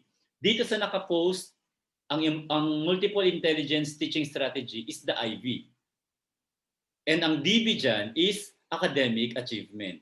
So that is very much related to your topic. I-download mo na kagad yan at umpisa naman ang basahin. Ang hahanapin mo dyan, findings. O bakit sinabi ko kanina na madali lang ang research? If you will notice, ito yung abstract ko. Kung nakikita niyo yung mouse ko, yun yung abstract, I'm sorry. Ito yung abstract ng paper. Yan yun. The contents of the abstract are the following. Nandiyan yung objectives, methods, findings, conclusion. Ulitin ko. Objectives, methods, findings, conclusions. 4 lang ang laman yan. Itong napakaigsi na to na abstract na to, pag binasa mo yan, yung 4 na sinabi ko, nandun yan. Pero ang tanong ko, kung naalala niyo pa yung sinabi ko kanina, ano ba yung pinapahanap natin para magkaroon ng blind spot or blank spot? Anyone nga po? Ano po yung keyword na hinahanap natin para malaman natin na may blind spot or blank spot? To read the many literatures. To read the literature, very good. Pero doon sa abstract, ano yung hahanapin natin para malaman natin na may blind spot or blank spot? 4 yung pagpipilian nyo. A, objectives. B, methods. C, findings. D, conclusions. Ano ang tamang sagot? Ano ang kailangan natin? Methods. Findings. Findings po. Methods. Findings. Conclusion. O, nagkaiba-iba ng sagot, ano? O, sige. Findings, kasi hinahanap ay contradicting. Ulitin ko kanina. When you identify a blind spot, you need to look for contradicting findings. Para masabi siyang blind spot, dapat may contradicting findings. No? O, balikan ko yung tanong ko. Dito sa abstract na to, 4 lang yan ang content niyan. Objectives, methods, findings, conclusion. Ano yung hahanapin ninyo para makita niyo yung blind spot? Conclusion. Conclusions. A, B, C, or D? D. Conclusions. Findings. Ulitin ko po. Pag sinabi nating blind spot, there are so many researches already, but the findings are contradicting with one another. Para masabi natin siyang blind spot, the findings are conflicting with one another. The findings are conflicting with one another. Hindi findings. Findings po. Ang tanong ko ngayon, ano ngayon ang babasa? Ano nga hanapin nyo rito sa abstract? Objectives, methods, findings, or conclusion? Findings. Findings. Findings po. Findings po. Findings. Approve, very good. Ayan ha, ang galing naman, nakuha ka agad. So Findings po. Opo, very good po. Bibigyan ko kayo ng +1 sa recitation. Salamat po. So, kailangan talagang hanapin yung findings, no? And usually, nasa third, nasa 4th or 5th sentences yan. Makikita nyo dyan, bandang dulo. Doon nyo makikita yung findings, whether teaching strategy have an effect on the academic achievement of the students. Kaya, ibig sabihin pala, sa paghahanap ng blind spot, ito lang muna yung babasahin. abstract lang pala muna. Kaya akala nila, na-overwhelm yung iba, no? Pag sinabi nila na, ang dami namang articles na babasahin, 50. Pero yung 50 articles pala na yon, for each article, ito lang pala ang babasahin, ito lang abstract na to babasahin para mahanap kung ano yung findings. Kasi nga, ang gagawin mo, babasahin yung mga findings ng different authors at pag-aaway-awayin mo sila. Tinagalog ko lang, pero you need to look for conflicting findings. They must be contradicting para masabi natin na may blind spot. Malinaw po ba yon? Opo. Yes po. Maraming salamat po. Maraming salamat. Okay. And so, literature is very important. That is the skeletal framework of any research paper. Literature. Parang ano yan, parang tao yan. In human organism, the skeletal system serves as the framework of our entire body. Kasi kung wala tayong buto, mukha tayong uod. Ganon din ang research. Hindi siya magmumukhang research. Magmumukha siyang chismis kung wala pong literature na binasa. Therefore, reading a lot of literature is very important so that you can identify the findings. Ito yung mga claims ng literature. Ito yung mga findings. And we need to ensure that these findings or claims are based on evidences. Kaya whenever we say something, whenever we claim something, it must be evidence-based. At para masabi nating evidence-based, dapat galing siya sa literature. Ganun lang po kasimple ang research. Magbabasa lang po na magbabasa. Because if you do the correct process, tingnan nyo yung nabuong icon. May napansin kayo? May napansin ako parang may nabuong icon eh. May napansin pa kayo? Ha? Happy. Oh, naging happy ka, no? Nagkaroon ng smiley face. So, kasi ibig sabihin, kaya naging smiling face yan, you are in the right track. Walang matatapon sa oras mo, walang matatapon sa pera mo, lahat tama ang ginagawa mo if you read the literature. So for example, bigyan ko kayo ng sample blind spot. For example, your dependent variable is employee's job commitment. This is your dependent variable. And your independent variables are employees' job satisfaction, employees' motivation, and school rewards. These are your independent variable. Ibig sabihin, parang you are hypothesizing that these three independent variables can influence the commitment of the employees. Tingnan nyo yung demographic characteristics, nilagay ko 0-0. Kasi hindi ko na siya ina-advocate eh. Pag ako yung nagpa-panel sa defense, ay hindi ko na pinapasama ang mga demographic profile kasi yun nga, because of the Data Privacy Act, hindi siya relevant masyado. So for example, you have 3 independent variables and 1 dependent variable which is job commitment. So dapat palaging ganun ano, yung dependent variable ay nasa right side pag nakaharap kayo sa computer at yung independent variable ay nasa left side. Lagi pong ganun. Hindi po siya pwedeng pagbaligtarin. Even the arrow or the connection dapat po going from left to right, no? At yung mga arrow na yan, may meaning yan. Pag sinabing arrow, 3 ang gusto mong malaman. Either, isa lang pala. Either effect, impact, or influence. Kapag arrow. Pero kapag straight line lang, relationship lang po yung gusto mong malaman doon. May kinalaman yan doon sa statistical treatment. Importante po kasi na alam nyo ang difference ng arrow at saka straight line lang.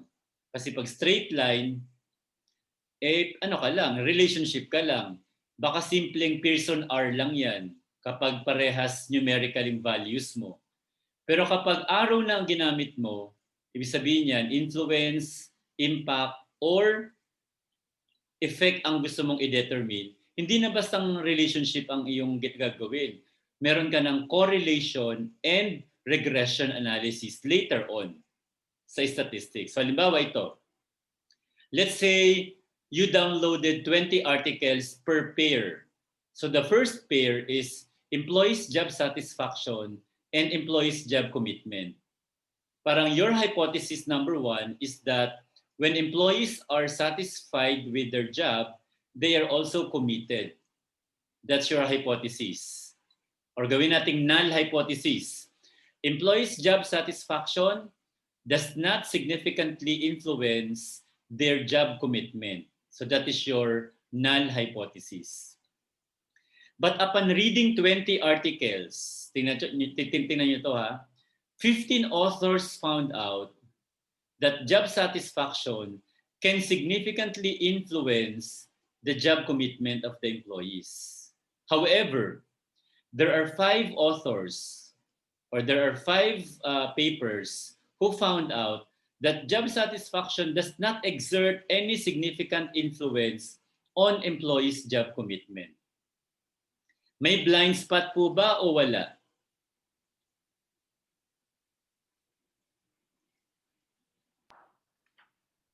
Meron.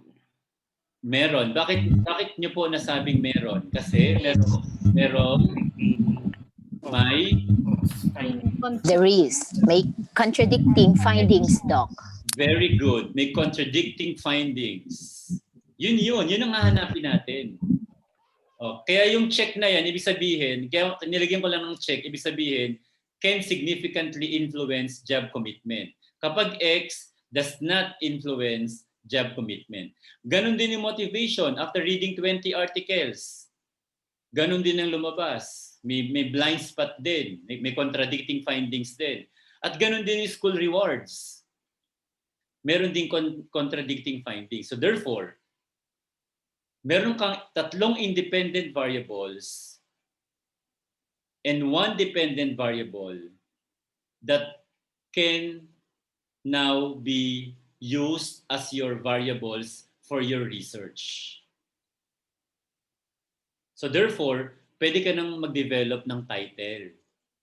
Imagine mo ngayon ka pa lang magde-develop ng title. Sampulan ko kayo. Employees' job satisfaction, motivation, and school rewards, their influence on job commitment. So tingnan nyo, yung title, nabubuo na siya after you intellectualize. When you say intellectualize, you were able to make sense of the literature and you were able to find out that there are conflicting findings in the literature. And this is the only time that you are going to develop your title. Ito yung sinasabi ko sa inyo kanina na maling procedure ng iba. Yung iba, title muna. Mali po. Dapat, topic muna, tapos hanapan ng blind spot, tapos saka magde-develop ng title. Ang tanong, paano sir kung 20 out of 20 in the literature found out that employees' job satisfaction can really affect the job commitment. Parang ibig sabihin, the more satisfied the employees are, the more they become committed. Paano sir kung consistent na yung literature? Ibig sabihin, wala nang kumokontra. Itutuloy pa ba yung paper or hindi na? About job satisfaction and commitment, walang contradicting findings, for example. Itutuloy pa ba natin yan or pwede niyang i-X, tanggalin?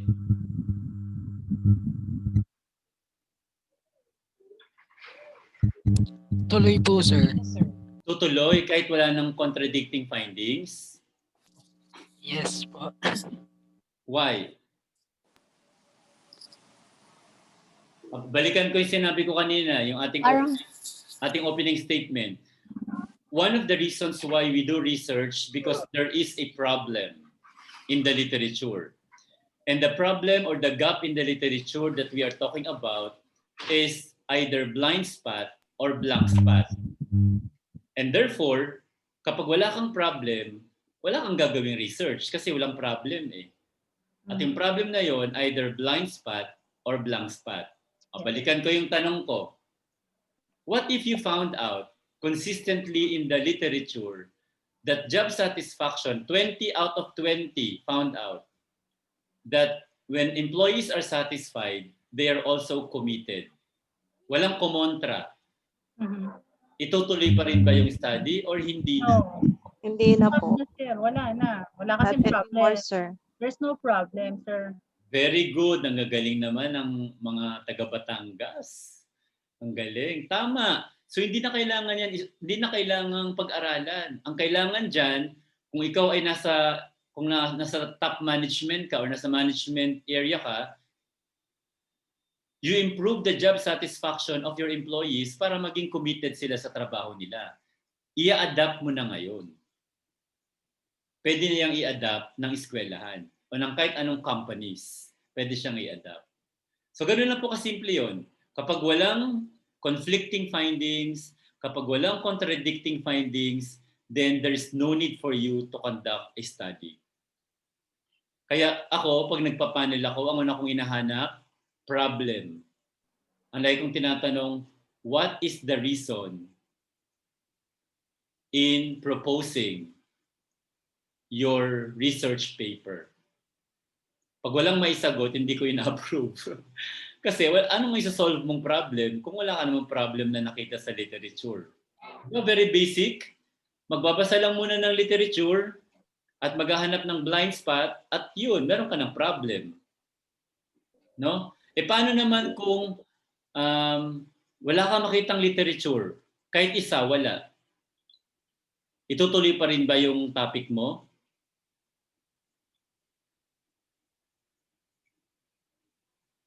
Yes po.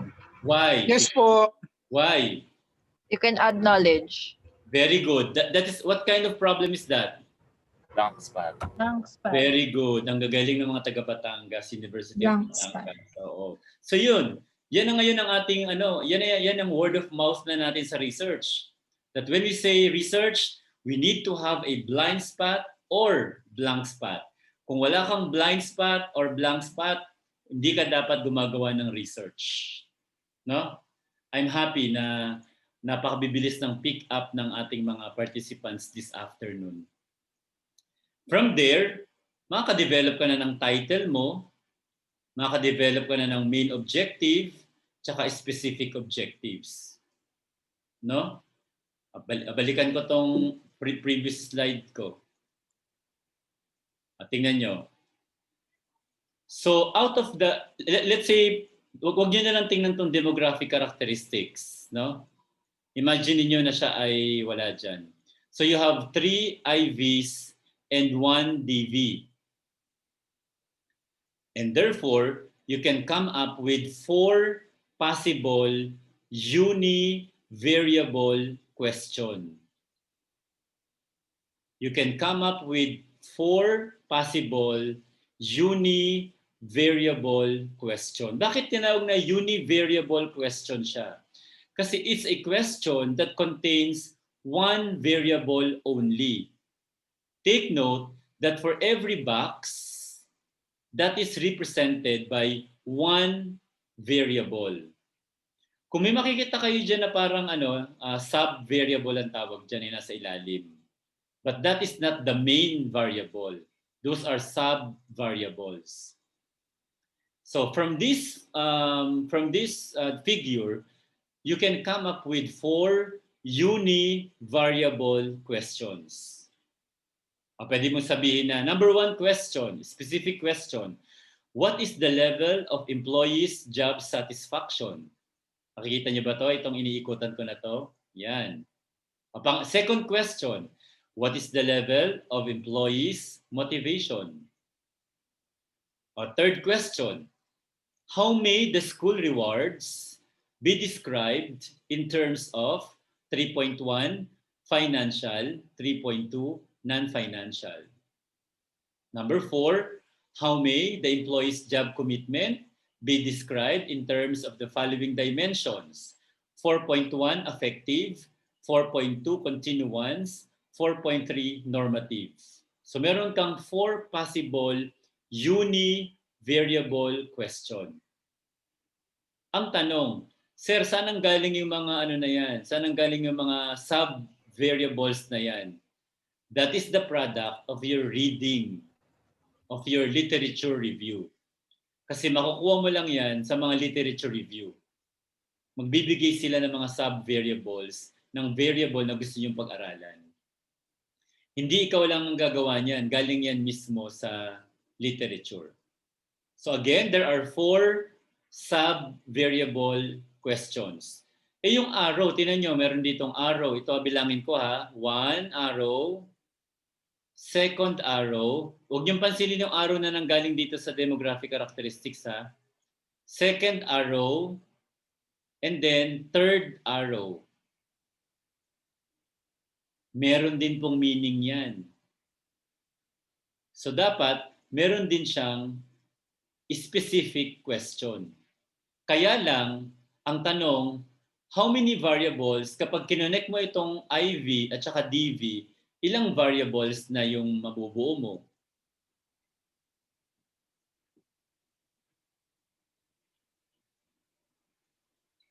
If you connect one IV to one DV, how many variables na ang mabubuo? How many? 1 plus 1? 2. Very good. Kaya may tinatawag na bivariable question. Kung kanina, univariable question, this time, bivariable question. Naintindihan ko kasi minsan sa panahon ng pandemic, talaga namang saka nakapokus kasi kayo sa lecture kaya siguro medyo hindi niya nakukuha yung aking tanong na 1 plus 1. So tingnan nyo ha, question number 5, kasi meron na tayong question number 1, question number 2, question number 3, and question number 4. The 5th question can be coming from this arrow. No? Pwede mo sabihin na, does employees' job satisfaction significantly influence job commitment? Tingnan nyo yung question na yon. Does employees' job satisfaction significantly influence job commitment? One question, but contains 2 variables. And those 2 variables are job satisfaction and job commitment. Pang-5 question yon. O meron pang pang-6 at meron pang pang-7. So, anong lesson? Lahat ng makikita sa figure, dyan lang po manggagaling ang ating mga statement of the problem. Bakit ko sinishare to? Kasi meron ako mga experience na minsan, di kahon, palaging number 1 question, what is the demographic profile of the respondents in terms of, hindi naman nga kailangan. Kung wala naman dyan, hindi na kailangan isama. So, ibig sabihin, ang rule of thumb is that we only develop questions based on the conceptual model that we develop. So this is now your conceptual model. However you call it, iba paradigm, no? Conceptual model, conceptual framework, schematic diagram, whatever, however you call it, it means the same. Basta ang mahalaga po ay may blind spot dapat. May conflicting findings dapat. Yung IV tsaka DV. Alright? So, yun. So, I am now ready to present to you because our goal is to become globally oriented researchers. I would like now to share my knowledge about the parts of a publishable research paper. This is very different from the usual research paper that we, even myself in the graduate school, we are producing. Kasi pag sinabing graduate school, chapters 1 to 4, chapters 1 to 5. But this is IMRAD in format. So allow me to begin by discussing the preliminaries of the publishable research paper. No, they have, of course, the title of the paper, and according to APA style, the American Psychological Association style, the title must be about 10 to 12 content words. Not too short, but not too long. No? And there is also a reminder that you do not put the name of the institution. Kasi merong ibang mga title nilalagay yung pangalan ng eskwelahan, pangalan ng institution. With the advent of data privacy that was released, National Privacy Commission in 2012 released, no? We need to protect the identity or confidentiality of the profile of our respondents. So therefore, putting the name of the organization, institution, or the school is not allowed. It's a big no-no. Ang makikita lang dapat dyan, yung independent at saka dependent variable mo, at saka kung anong gusto mong gawin. No? So, yun. Halimbawa, sinabi ko kanina, the relationship between emotional quotient and academic performance of the students during the pandemic situation. O, nandun yung mga nandun yung mga variables mo, at nandun yung main objective mo. Ano ba yung main objective mo doon? You would like to determine the relationship. Hindi mawawala yun. Of course, that is followed by the author's name. No? Kung marami kayo, may mga co-author kayo, pwede rin. The contact details of the authors, kasi pinapalagay yung contact details dahil yung email address. Because there are researchers who are interested in your topic, in your research paper, and so that they can email you. They can send you an email if they need, for example, the instrument that you use in your study. There is also this what we call DOI, or Data Object Identifier. No? Later on, ipapakita ko sa inyo yan. Abstract, according to APA, the abstract must not be more than 120 words. It must not be more than 120 words. But based on my experience as a publisher, there are journal management who accept abstract up to 200 words. So to be safe, siguro 120 to 200 words. And then of course, keywords. Wag mawawala yung keywords dyan. These keywords are actually your variables. Your variables. Yung IV mo, yung DV mo, siguro pwede mong ilagay dyan yung keyword na relationship din kung ginamit mo yon. At minsan, meron mga journal management na pinapalagay yung keyword na na Philippines. For example, if you are from the Philippines, pati yung country mo pinapalagay as keywords. Meron mga ganun journal management. Pero kung ako tatanungin ninyo, hindi kailangan. Pero may makikita kayo na mga ganong journal management na pati yung country mo pinapalagay. Siguro, ang inisip niya, para pag may nag-search ng mga articles that are done in the Philippines, pag tinap yung Philippines, lahat ng title na lalabas ay Philippines ginawa, parang ganon. That's the purpose of keywords.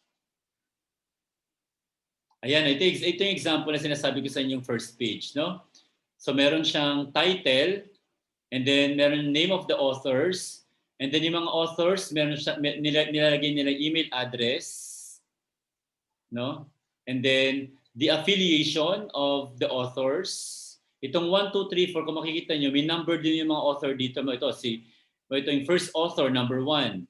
Taga Department of Special Education, Stockholm University, Sweden. Parang ganun. Kung multiple authors kayo. Pero kung solo author ka, hindi mo naman kailangan yan. And then this is the abstract. Abstract can be done in 2 ways. Pwedeng structured or unstructured. This is an example of structured. Yung sinabi ko kanina, objective or aim, methods, results or findings, and conclusion. Pag sinabing structured, merong mga head, merong mga subhead. Ito aim, methods, results, conclusion. Structured siya. But there are also abstracts that are unstructured. Ibig sabihin, one paragraph abstract lang siya. Tinanggal lang itong mga subhead na to, tapos nasa one paragraph na siya. And then you will see here on the left side, keywords. No? Meron siyang mga keywords na nanggaling doon sa title niya. Correspondence, ibig sabihin, ito yung main author. Kadalasan dyan, ethically speaking, usually, the main author has the biggest contribution in the paper. Main author. It is unethical that you co-author with your student, pero ikaw pa yung nagmukhang main author. No? Possible naman na yung estudyante mo ay, kung professor ka sa grad school, yung estudyante mo ay pagagawin mo ng research tapos tutulungan mo siya for publication, pwede ka maging co-author kasi tumulong ka. Parang ganun. Pero the main author is where the correspondence is given. No? May address, may cellphone number, fax number, email. And then makikita nyo dyan kung kailan na-receive, kung kailan na-revise, at kung kailan na-accept fully yung paper. So ibig sabihin, publication of research paper is not an overnight activity. It undergoes several processes and it takes time. No? Ito yung sinasabi ko sa inyo, data object identifier, DOI. Yung DOI na yan, kapag mula dito sa number 1, kinapi mo siya, copy, and then kinapi mo lahat yan, and then pinaste mo sa URL, you will be led to the website where the article was published. That's the purpose of DOI. And the APA 7 style requires the inclusion of DOI in the paper. Lalo sa paggawa ng references, kailangan po merong DOI para madaling matrace or traceable na nakapublish talaga yung mga references, no? So those are the few first part of the IMRAD format or publishable research paper. Ayan. And then of course, the first part of a publishable research paper is introduction. When you say introduction, you carefully present the importance and validity of the problem. I will know when I read any introduction that it is valid and it is important when there is a problem presented at the end of the paper. The problem that I am telling you, I will repeat for the end time, is the gap. No? The gap in the literature. And those gaps, ano yung dalawa nating gaps? Paulit nga po ulit. Dalawa lang yung hinahanap natin. Blind spot and blank. Thank you po. Baka po ibang spot ang hanapin ninyo. Blind spot and blank spot lang po ang hahanapin natin. Baka mapunta kayo sa ibang spots. So if the problem has a blind spot or a blank spot, then your research paper is valid, no? There should also be a systematic and orderly presentation of background information with educational trends related to the problem, unsolved issues, and social concerns. Ngayon, para mapadali ang pagsulat ninyo ng introduction, bigyan ko kayo ng approach, ng tip kung paano nyo isusulat ang introduction. Kasi iba, minsan hindi alam kung paano isi-sequence yung kanilang introduction. And take note, when you write the introduction, it is already a given fact that you are done reading the literature. Dapat nakabasa muna ng literature, tapos na magbasa ng literature bago gumawa ng introduction. Why? Because you will be utilizing the TIOC approach in writing the introduction. TIOC approach in writing the introduction. Okay lang po ba na bigyan ko kayo ng tips kung paano gawin ang introduction? Di ba nakakahiya po sa inyo? Yes, sir. Yes, sir. Okay lang po. Okay, sir. Thank you po. Chine-check ko lang kung gising pa po kayo. Kasi parang baka ma-times up ako ni Dr. Roel, nakakahiya naman. Gising pa po. So when you say T, we are referring to the trends. You need to highlight the trend or trends in the field. And pa sinabing trend, from the word, pwede na sasabihin natin na trending, makabago o makaluma?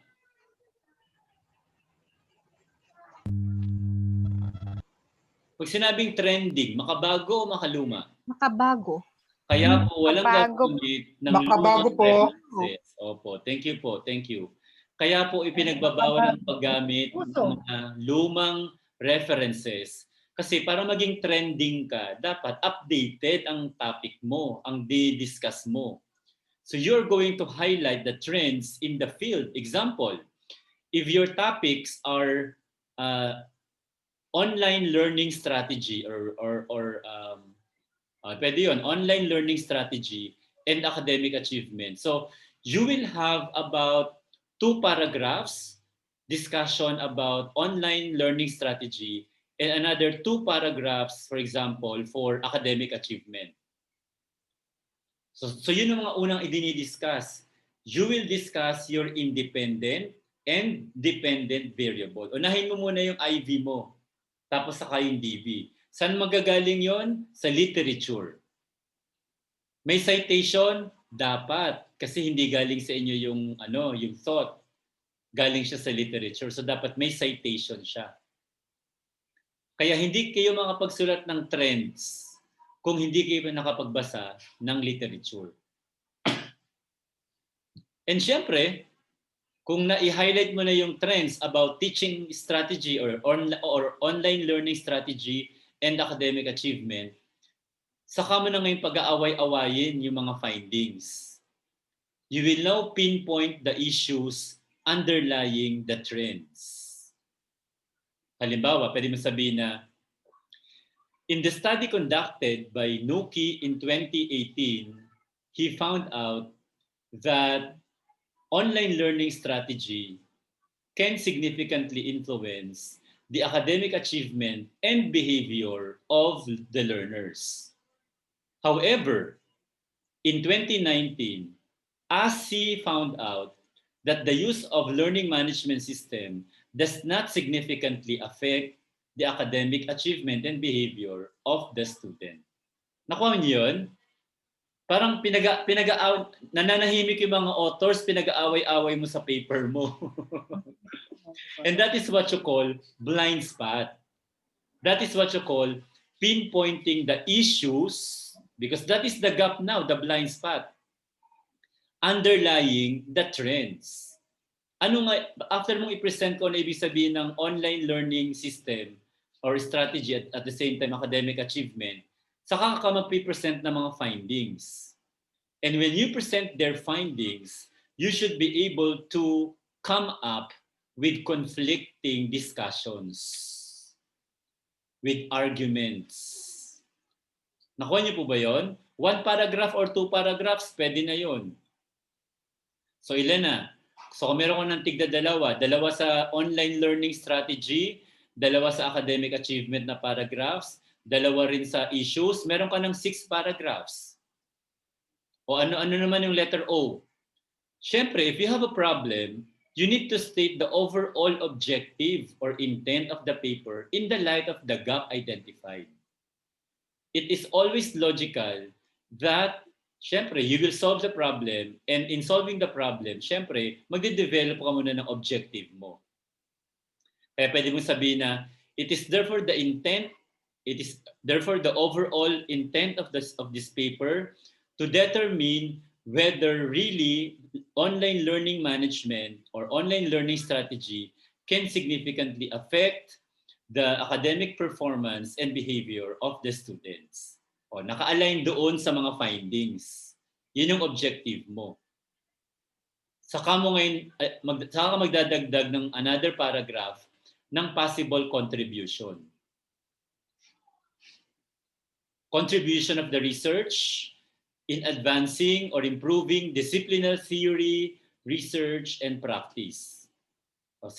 Dito mo ngayon sasabihin na one of your possible contributions is that you're going to add to the body of knowledge that you are going to solve the current conflicting findings related to online learning strategies and academic achievement, parang ganon.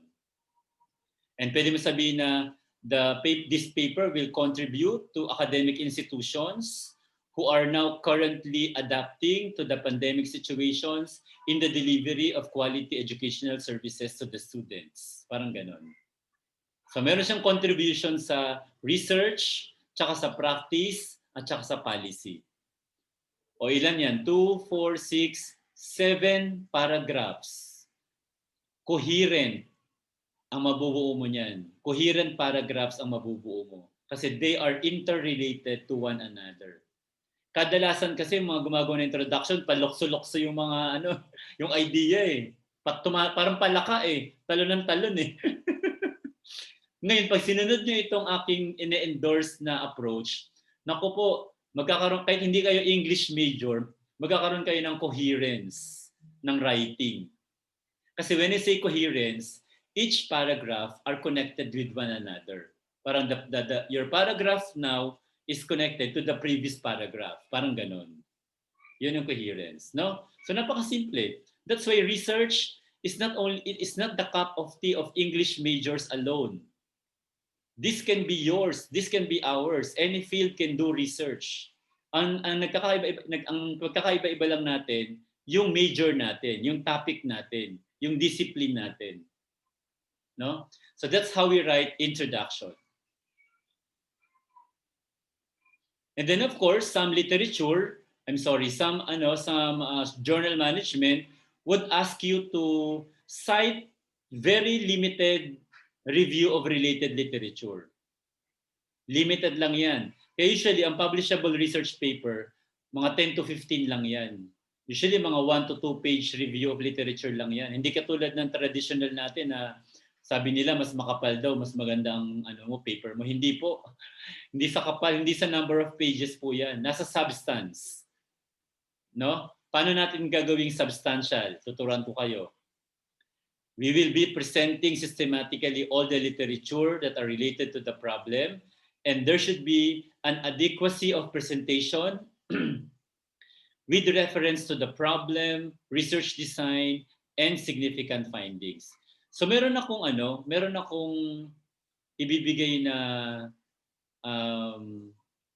tip kung paano gumawa kung kailangan ng theoretical framework. Meron tinatawag na SEC approach. Kasi usually, some of the journal management would ask you to discuss your theory or the theoretical framework of the study. And syempre, pag sinabing theoretical framework, galing yan sa literature, no? SEC approach, this means that the letter S stands for you need to state the theory. And in stating the theory, you may be guided by the following sentence systems. O pwede mo sabihin na, the theoretical basis of this paper is Maslow's hierarchy of needs. Halimbawa, kung yun ang ginamit mo.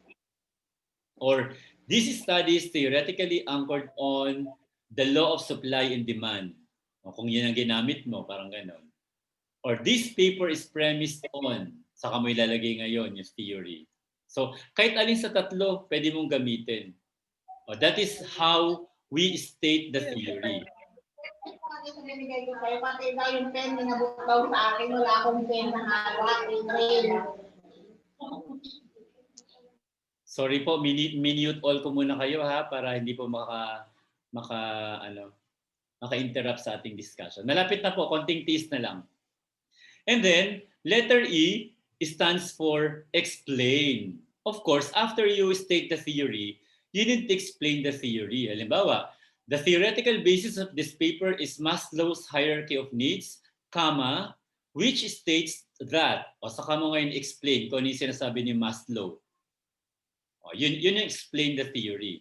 And then after that, you contextualize. You contextualize the theory to your paper. Ang contextualization nito can be seen in your IVDV model. So the conceptual framework, the conceptual model, is the contextualization of the theory. of your paper. No? So kung ang introduction nyo, meron kayong TIOC, ang theoretical framework nyo, meron kayong SEC approach. And then of course, sabi ko kanina, you may write the statement of the problem or objectives of the study. Depende sa journal management. Some journal management would require you to use a statement of the problem, but some of them would require the use of objectives of the study. Whichever is required, yun ang gagamitin natin. But when we develop that problem, it must be clear and measurable, specific, measurable. Succinct, unambiguous statement of specific problems related to the major problem. No? Kasi kanina sa TIOC approach, meron ka na ng O letter O, overall objective yon.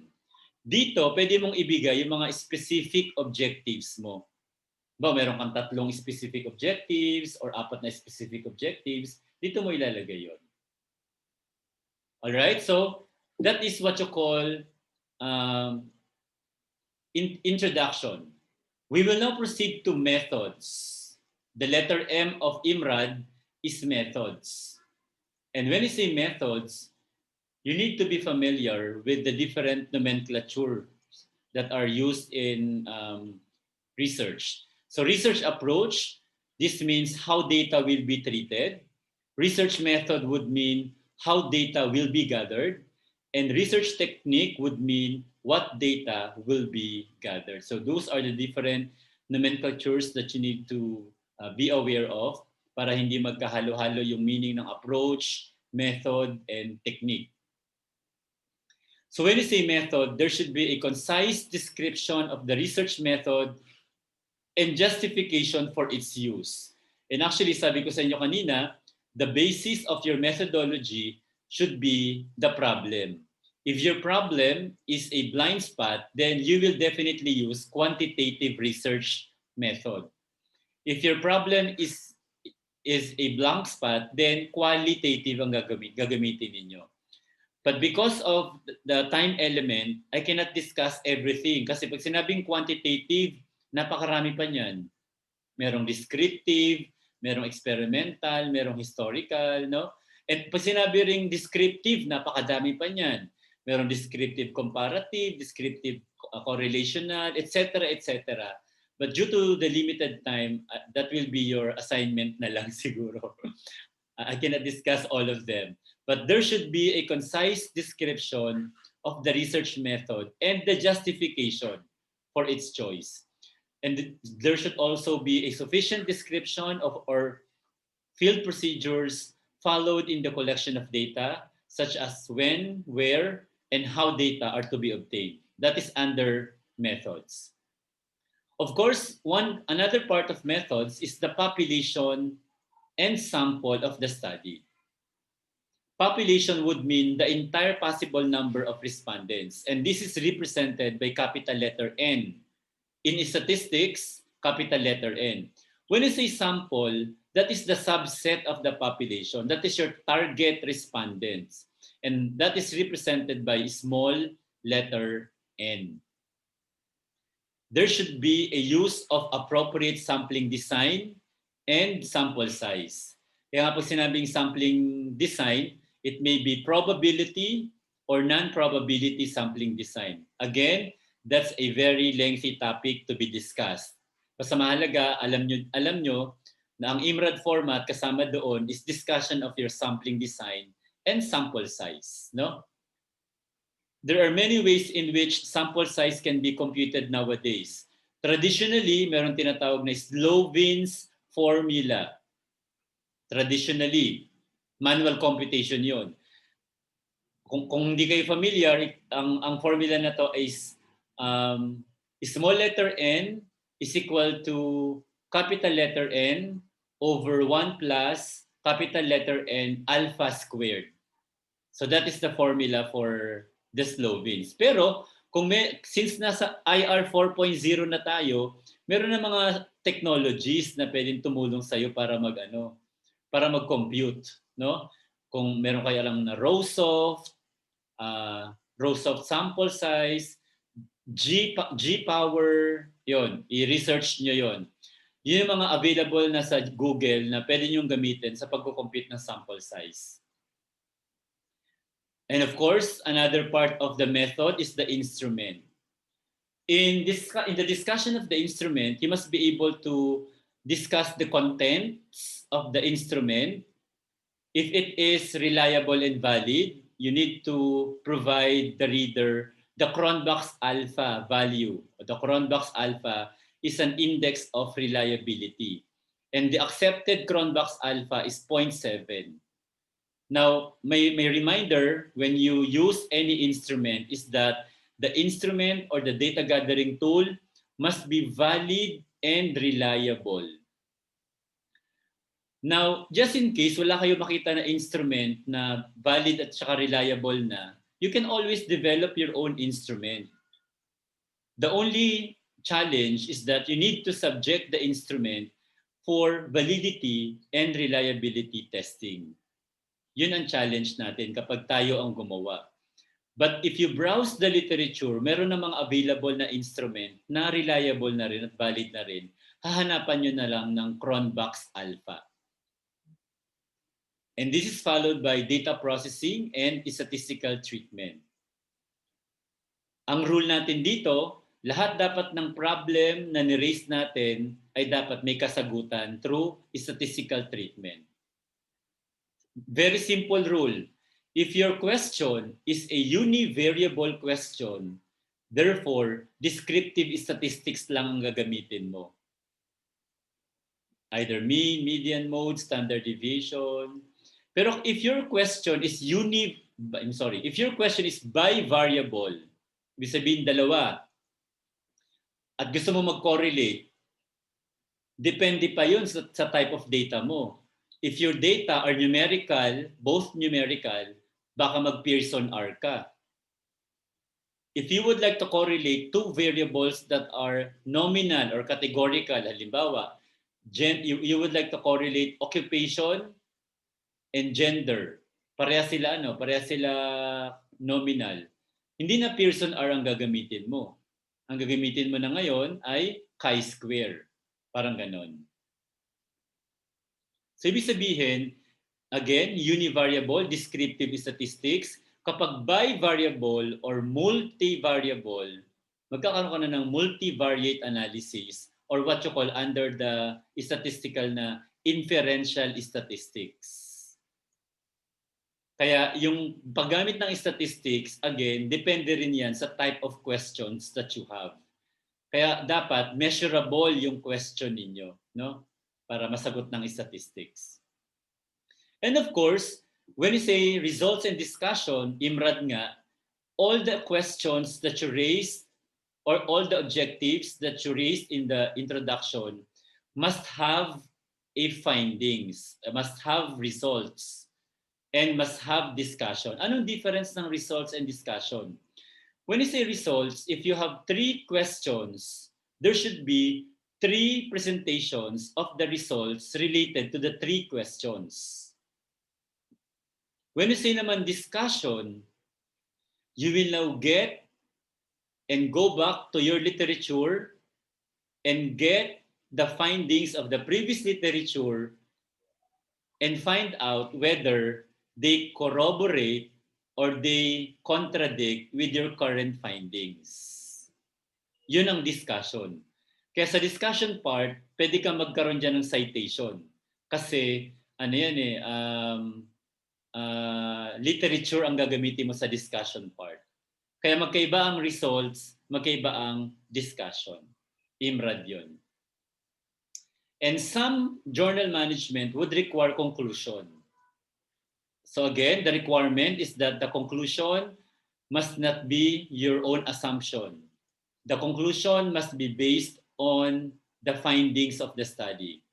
If there are 3 findings, you are expected to come up with 3 conclusions only. Kasi yung iba nag-over-conclude, no? Nag-over-generalize, no? Babalikan mo lang palagi yung data mo. Kung ano lang yung data mo, yun lang po ang gagawin mo ng conclusion. And of course, references sa dulo, of course, we are now utilizing the APA 7. Paki-review na lang po. Yung APA 7, available po siya sa Google. Paki-download na lang po. Kasi meron naman tayong tinatawag na independent learning. Ibig sabihin, yung teacher bibigyan lang ng topic yung estudyante, then hanapin mo yan sa Google, basahin mo. Yan ang independent learning ngayon. And that is what you call also cybergogy, the use of technology in learning. Hindi na uso yung spoon-fed. Ang teacher ay guidance lang. Katulad ngayon, ginaguide ko kayo. Pero marami akong mga pinapahanap sa inyo. And that is actually a form already of independent learning or cybergogy. And some journal management would require a short profile of the writer, of the author. Kasi gusto nila merong profile yung author. So, hindi naman lahat, yung iba lang naman, but that is not required. No? So yan. So title, name of the author, abstract, and then introduction. Tingnan nyo, iksi lang oh. Introduction, methods, tapos results, discussion. And then after that, after the discussion, of course, the references. Next, marami yan. Pag nag-download kayo, makikita nyo yan. Sinampulan ko lang kayo na hindi pa kapalan ang publication.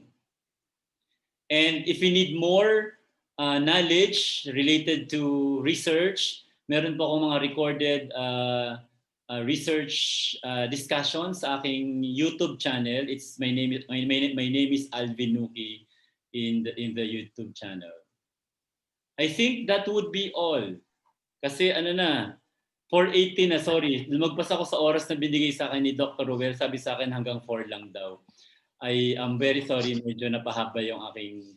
Lumagpas ako ng 18 minutes. Thank you so much for your kind listening. Thank you din po, Dr. Alvin Nuki, in behalf, of course, of our Director of PREL, our University President, our Director for Academic Affairs, our VPAA and AVP-RI, and of course, in behalf of all of the participants po of our seminar, maraming salamat po for sharing us a lot of information that we can really use once we are about to start our own research initiatives in this academic year 2020-2021. Lalo na po at we are really preparing for our accreditation, which is one thing that we just discussed a while ago. And all of these information po that you have provided can definitely help us as we move forward. And now, ladies and gentlemen, we are opening the floor for some questions. If you have some questions, you can type those in our chat box.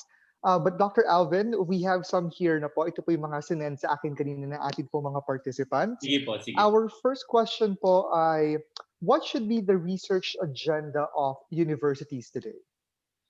Yeah, when we say research agenda of higher education institutions in the Philippines, first must be taken from the NERA, the National Higher Education Research Agenda. NERA has a new, para NERA 2, kasi merong NERA 1, NERA 2 has provided new agenda in different disciplines. But if you will ask me, if I am a CHED personnel or CHED official and be given the chance to change or improve the content of the agenda of CHED, I will definitely change it because the time right now is different from the previous year. There may be topics that were written there that are no longer applicable today. No? Example, the use of experimental research designs. No? If your design will be experimental, that is not applicable now because face-to-face is not allowed. What we can only do is research. So first of all, I'd like to answer that by saying that when any higher education institution should always follow the NERA or the National Higher Education Research Agenda. And as PACOCOA accreditor in the area of research, whenever I go to schools, I would always look for professional organizations or linkages of the school, because these professional organizations would give you some possible topics or agenda that the school can use as their research. Thank you for that, Dr. Alvin. Now, for the second question, po, you talked about making linkages, making connections.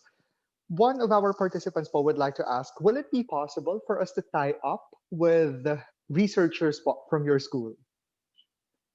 You mean what kind of tie-up? In terms po of conducting researches. Collaboration. Yes, po. Yeah, I think that is very possible, because the new CMO number 15 series of 2019 is advocating the use of multidisciplinary and interdisciplinary collaboration. Ibig sabihin, if you have if we come up with a research topic wherein there are skills that are present in your school and there are skills that are present also in ours, then we can combine them and then we can collaborate. It's a big yes.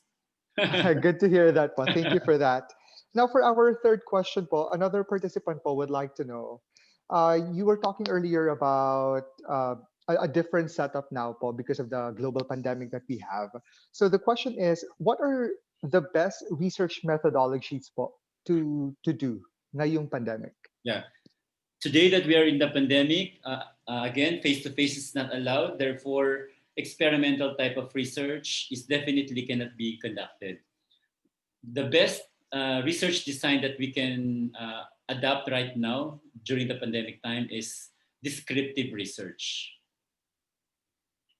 because that will only involve data gathering through instrument, and instrument can be transformed through Google Docs or Google Forms or online survey instrument. Yeah. Thank you for that.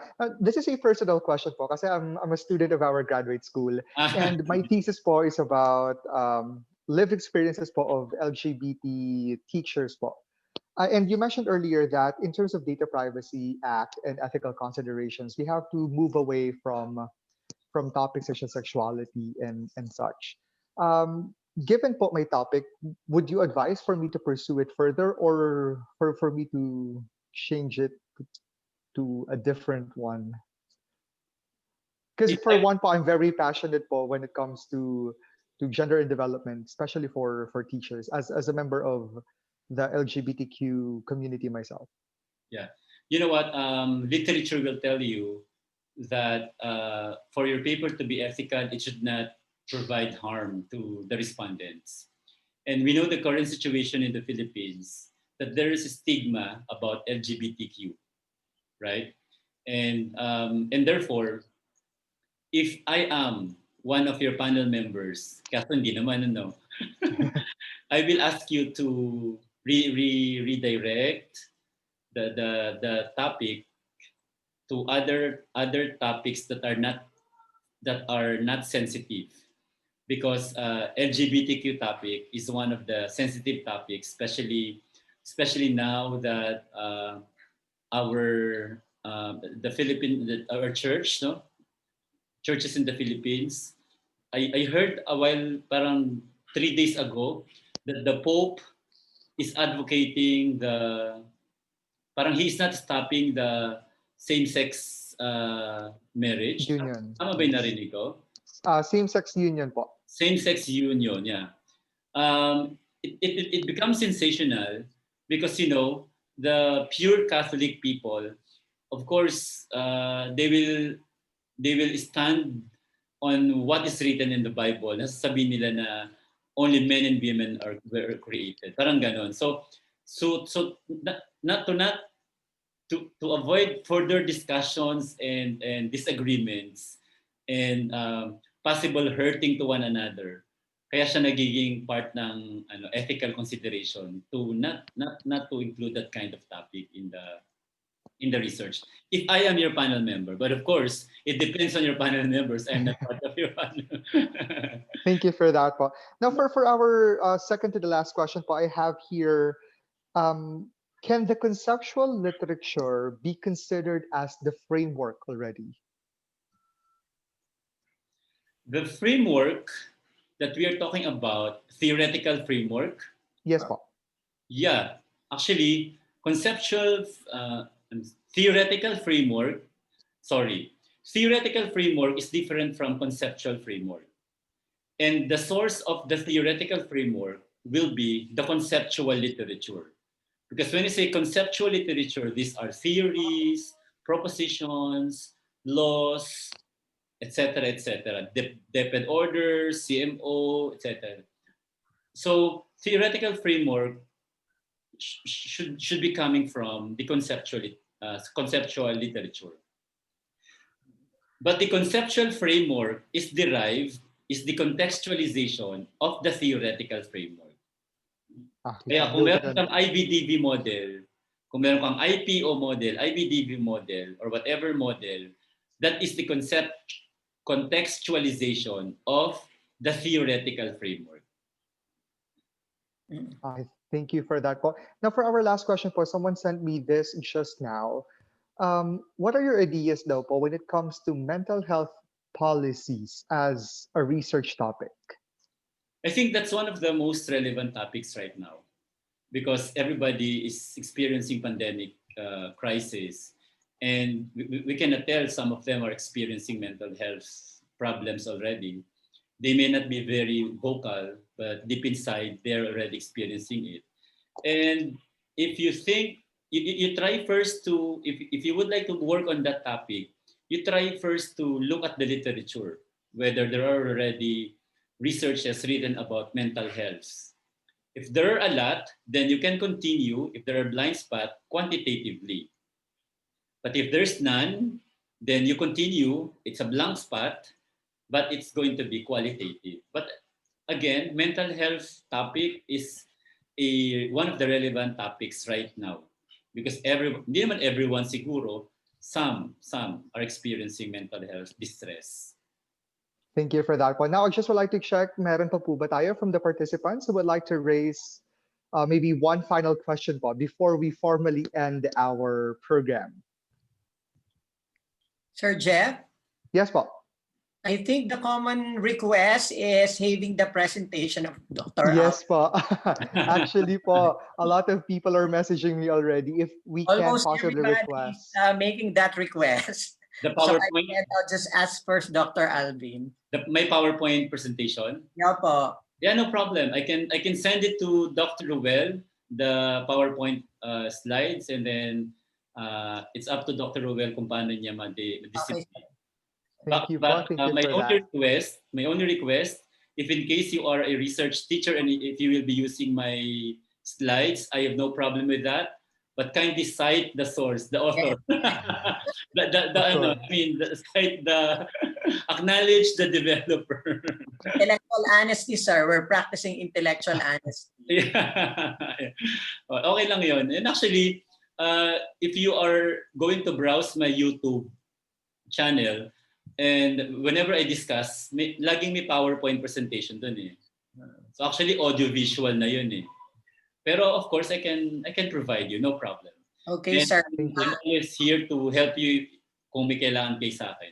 In exchange of one click to your YouTube channel. Oo nga, one subscribe. So ilan na nandito? 130... 180, sir, kami kanina. 180. 180. So dapat mag-expect ako ng plus 180 ngayon na subscriber. Definitely, sir. Sa dami po ng information that we were able to get from you. Definitely will be one of your avid subscribers in your YouTube channel. And of course, we'll be telling our students then. So you can also help other people pa po through your YouTube channel. Maraming salamat po for that. And at this point po, allow us to present our virtual certificate because of course we cannot be together physically. So allow me first po to read the citation for our e-certificate. So this certificate of appreciation is presented to Dr. Alvin Villegas Nuki in recognition for sharing his time and expertise during this year's Research Capability Seminar with the theme Enhancing Researchers' Capability Amidst the Pandemic, Responding to Research Globalization. That was held on the 30th day of October 2020, organized by the University of Batangas Lipa City Campus, Center for Publication, Research, Linkages, and Liaison via Zoom. Signed by our University President, Dr. Hernando B. Perez, and our Vice President for Academic Affairs, Dr. Aurora P. Tolentino. May I request all of our participants to give a virtual clap naman po to our guest speaker, Dr. Alvin. Okay, and of course po, Dr. Alvin, we are definitely looking forward to meeting you in person po kapag the pandemic is over. Sure, no problem. Sir, we will email you the certificate, sir. We will email you. Oh yeah, sure, no problem. And once again po, in behalf of all of the participants, maraming salamat po for spending your afternoon with University of Batangas and for helping us become what we believe. Maraming salamat po. I'd like also to congratulate you for a very organized webinar this afternoon. It's very organized. I'm impressed. And I'd like also to thank those who attended for your kind listening. For 2 hours, talagang hindi kayo umalis. Nadadagdagan pa habang nagtatagal. Usually, nababawasan na habang nagtatagal. Nadadagdagan pa. So, I'm very grateful for your invitation. And thank you also to all of you, especially to Dr. Ruel Asi, who is my co-accreditor sa PACOCOA. Hopefully, magkita tayo dyan, Dr. Ruel. Opo, sir. Yung naging in charge sa PACOCOA in the area of research. Yes, sir. Yes. And there will be more invitations. Malay po natin, maging faculty na namin kayo sa graduate school. Talaga, I would love to. Ayan, napalakpak po si Ma'am Loli Tegon. Bakit po? If you need my assistance in the graduate school, I'm more than willing. Anyway, it's online naman. Nasa bahay lang naman tayo. I'm willing to join your grad school. If my qualification will fit your requirements. Oo naman, sir. Overqualified. Okay, sir. Thank you very much. Talagang maraming salamat. Sa tama si Ma'am Lolit na siksik-ligleg ang interpretation. Yon, maraming salamat kahit ito'y honorarium lang on our part, talagang nakuha namin kayo. Kahit nga po wala pwede naman. So grateful, okay, to the sharing of your knowledge to our university, which eventually, who knows, okay, might be your university as well. Wow! I'm looking forward. All right, maraming salamat po sa inyo lahat. Okay, sa University of Batangas, maraming pong salamat sa lahat ng attend. Abangan po natin ang mga susunod pa nating webinars na i-initiate ng academic department. Okay, maraming pong salamat. But before we let everyone go lang po, one final reminder lang po, the evaluation po for our program today will be sent via the LMS. So kindly look forward to that po within the day or maybe tomorrow, and then please accomplish that as soon as possible so we can evaluate, of course, the success of our event for this afternoon. And once again po, this has been our Research Capability Seminar 2020. Once again, maraming salamat po for attending our program. Maraming salamat, Sir Jeff. Thank you very much. Thank you very so much. Very Thank you, everyone. Thank you so much. Thank you po. Everybody. Thank you po. Thank you. Salamat po. Thank you. Salamat. Thank you po. Thank you, everyone.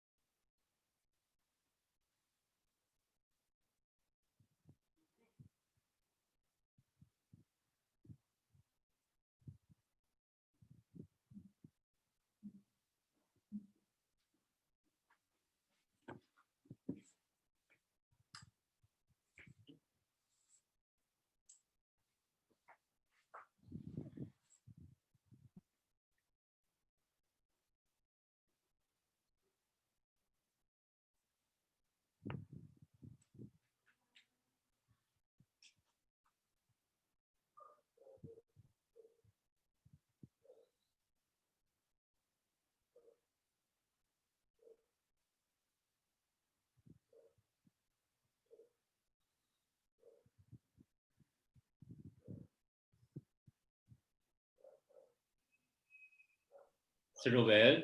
O Sir Alvin. Can I end now my Zoom? Okay po sir, sige po. Sir, And then, maraming salamat. Salamat din. I will send you the recorded later kasi Okay. magsisave siya. Okay, sir, magme-message ako sa inyong messenger po. Yes po. Maraming salamat, sir. Bye-bye. Ingat. Sige po. Ingat po.